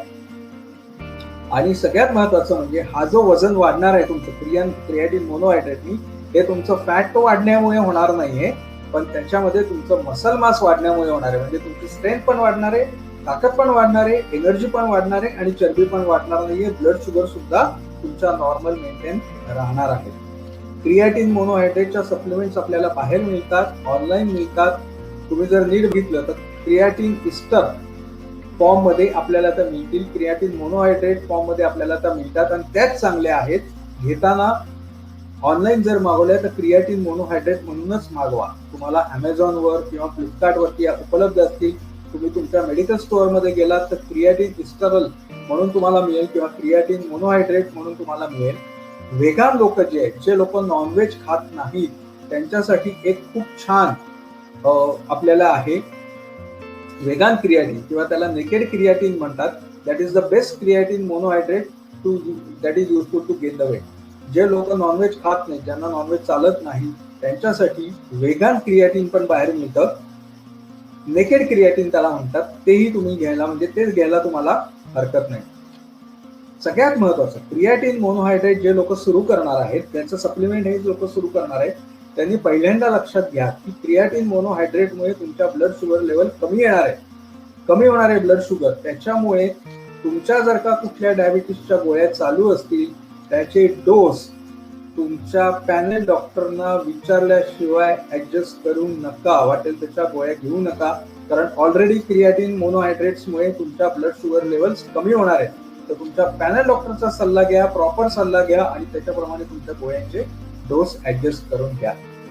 किडनी आणि लिव्हर प्रॉब्लेम ज्याला आहेत त्यांनी मात्र प्रिकॉशन्स घ्या. डॉक्टरना ऑलरेडी त्याची माहिती द्या. तुम्हाला किडनीचा त्रास आहे किंवा किडनी माझं क्रिएटिन ऑलरेडी वाढलेलं आहे. नॉर्मल क्रिएटिन लेवल आपल्या या साधारण 0.8 ते 1.2 पर्यंत असतात. मला वाटतं गोपाल उपाध्याय सरांनी गोपाल तळवतकर सरांनी विचारलं होतं की क्रिएटिन लेवल किती पाहिजे. तर normal creatine level blood creatine म्हणजे ज्यावेळेला आपण ब्लड चेक करतो त्याच्यामध्ये ज्या क्रिएटिन आहेत त्या क्रिएटिन लेवल या 0.6 to 1.2 पर्यंत लागतात. त्याच्यापेक्षा आपण वाढलं तर आपण म्हणतो की क्रिएटिन लेवल वाढले आहे. त्यामुळे ज्यांचं क्रिएटिन लेवल ऑलरेडी वाढलेले आहे किंवा ज्यांना किडनी किंवा लिव्हरचे प्रॉब्लेम्स आहेत त्यांनी तुमच्या पॅनल डॉक्टरच्या सल्ल्याशिवाय क्रिएटिन मोनोहायड्रेट मात्र घेऊ नये. तुम्ही ज्या गोळ्या नुसतं फक्त डायबिटीसच्या गोळ्या नाही, काही जणांच्या काही वेगळ्या गोळ्या चालू असतात, काही अँटी इन्फ्लेमेटरी ड्रग्ज चालू असतात, काही हार्टवरच्या किंवा वेगळ्या गोळ्या चालू असतात. तर अशा सगळ्या लोकांनी क्रिएटिन मोनोहायड्रेट चालू करण्यापूर्वी एकदा आपल्या डॉक्टरांचा सल्ला घ्या. कुठली औषधं चालू आहेत ते एकदा त्यांना सांगा आणि ती औषधं चालू असताना क्रिएटिन मोनोहायड्रेट घेणं योग्य आहे का नाही हे त्या डॉक्टरांना विचारा आणि त्याप्रमाणे तुमचं क्रिएटिन मोनोहायड्रेटचे सप्लिमेंट चालू करा. मगाशीच मी सांगितलं की नेकेड क्रिएटिन किंवा व्हेगन क्रिएटिन बाहेर मिळतं. ते सगळ्यात चांगलं आहे क्रिएटिन मोनोहायड्रेट आहे की जे तुमचं वजन वाढवण्यास मदत करत आहे. बऱ्याच गोष्टी मी तुम्हाला सांगितलेल्या आहेत, बरेच शेक सांगितलेले आहेत, बरेच पदार्थ सांगितलेले आहेत की ज्याच्यामुळे तुमचं वजन वाढणार आहे. आणि हो की ज्यांना आतापर्यंत हा प्रश्न खूप सतवत होता की सर आमचं वजन कमी झालं आहे, त्यांच्यासाठी ही माहिती उपयुक्त ठरावी असं मी आशा करतो. आणि नेहमीसारखंच आपलं की DFF प्रोटोकॉल डाएट प्रोटोकॉल तुम्हाला आम्ही सांगतो की त्याच्यामुळे तुमचा आजार कमी करण्यासाठी तुम्हाला मदत होते. सिंपल आहे तुम्हाला फॉलो करायला, प्रिपेअर करायला इझी आहे. DFF प्रोटोकॉल डॉक्टर भाग्येश कुलकर्णींनी वेगवेगळ्या रेसिपीज सांगितल्या आहेत तुम्हाला की ज्या सोप्या आहेत तुमची शुगर लेवल वगैरे मेंटेन करायला, तुमचा डायबिटीस कमी करायला, तुमचं ब्लड प्रेशर कमी करायला वेगवेगळ्या रेसिपी पण तुम्हाला दिलेल्या आहेत. ते वेळोवेळी सांगत आहेत की अख्खी टीम आमची जी आहे, आमच्या डॉक्टरांची टीम आहे, डॉक्टर नाही आहेत आणि आमची बाकीची जी टीम आहे ती अख्खी क्लिनिकची टीम आमची ही खूप मोटिवेशनल आहे. आतापर्यंत तुम्ही सगळ्यांनी अनुभवही घेतला असेल की ही सगळ्यात चांगली टीम आहे आमची. सगळे डॉक्टर्स चांगले आहेत. डॉक्टर भाग्येश कुलकर्णी सकट आमची सगळे मॅनेजमेंट सगळे अतिशय एकत्रपणाने आम्ही काम करतो आणि तुम्हाला कशा प्रकारे आम्ही तुम्हाला यातनं बाहेर काढण्याचा प्रयत्न करत असतो. डायबिटीस किंवा तुमच्या हार्टच्या प्रॉब्लेम्स मधनं बाहेर काढण्याचा प्रयत्न करत असतो.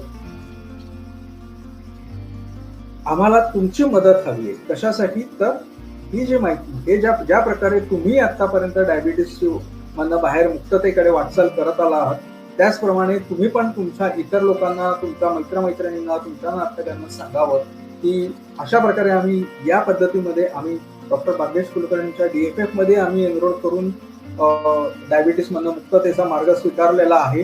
तर त्याप्रमाणे तुम्ही त्या लोकांनाही सांगा. आणि एक स्वप्न जे डॉक्टर भाग्येश कुलकर्णींनी बघितलेलं आहे, जे आमच्या DFF टीमनी बघितलेलं आहे की आम्हाला लाखो लोकांपर्यंत पोहोचवायचं आहे. मेडिसिन विरहित डायबिटीस मधून लोकांना बाहेर काढायचं आहे. तर याच्यासाठी आम्हाला तुमच्या मदतीची गरज आहे. आणि ही मदत तुम्ही आतापर्यंत करतच आला आहात. आम्हाला माहिती आहे की तुम्ही प्रत्येक जण इन्स्पिरेशनल आहात. तुम्ही प्रत्येक जण आम्हाला वेगवेगळ्या प्रकारे DFFची टीम उभी करण्यासाठी आणि DFFचा प्रोटोकॉल फॉलो करण्यासाठी, आमच्या स्वप्नपूर्तीसाठी, आमच्या ध्येयपूर्तीसाठी तुम्ही मदत करत आहात. तर ती तशीच मदत तुमची पुढे चालू राहू देत अशी अपेक्षा आम्हाला आहे. आमचं जे मिशन आहे की 10 लाख पेशंट्स आम्हाला 2025 पर्यंत बघायचे आहेत आणि 1 करोड पेशंट्स पर्यंत आम्हाला 2030 पर्यंत पोहोचायचं आहे. याच्या सगळ्यासाठी तुमच्यासारख्या सगळ्या सद्गृहस्थांची, सगळ्या माता भगिनींची आम्हाला नितांत गरज आहे आणि वी होप की तुम्ही आमच्याबरोबर एकत्र येऊन आमची टीम पुढे नेण्यासाठी, भाग्येश कुलकर्णींचं आमचं स्वप्न पुढे नेण्यासाठी तुम्ही मदत करत आहात, मदत करणार आहात.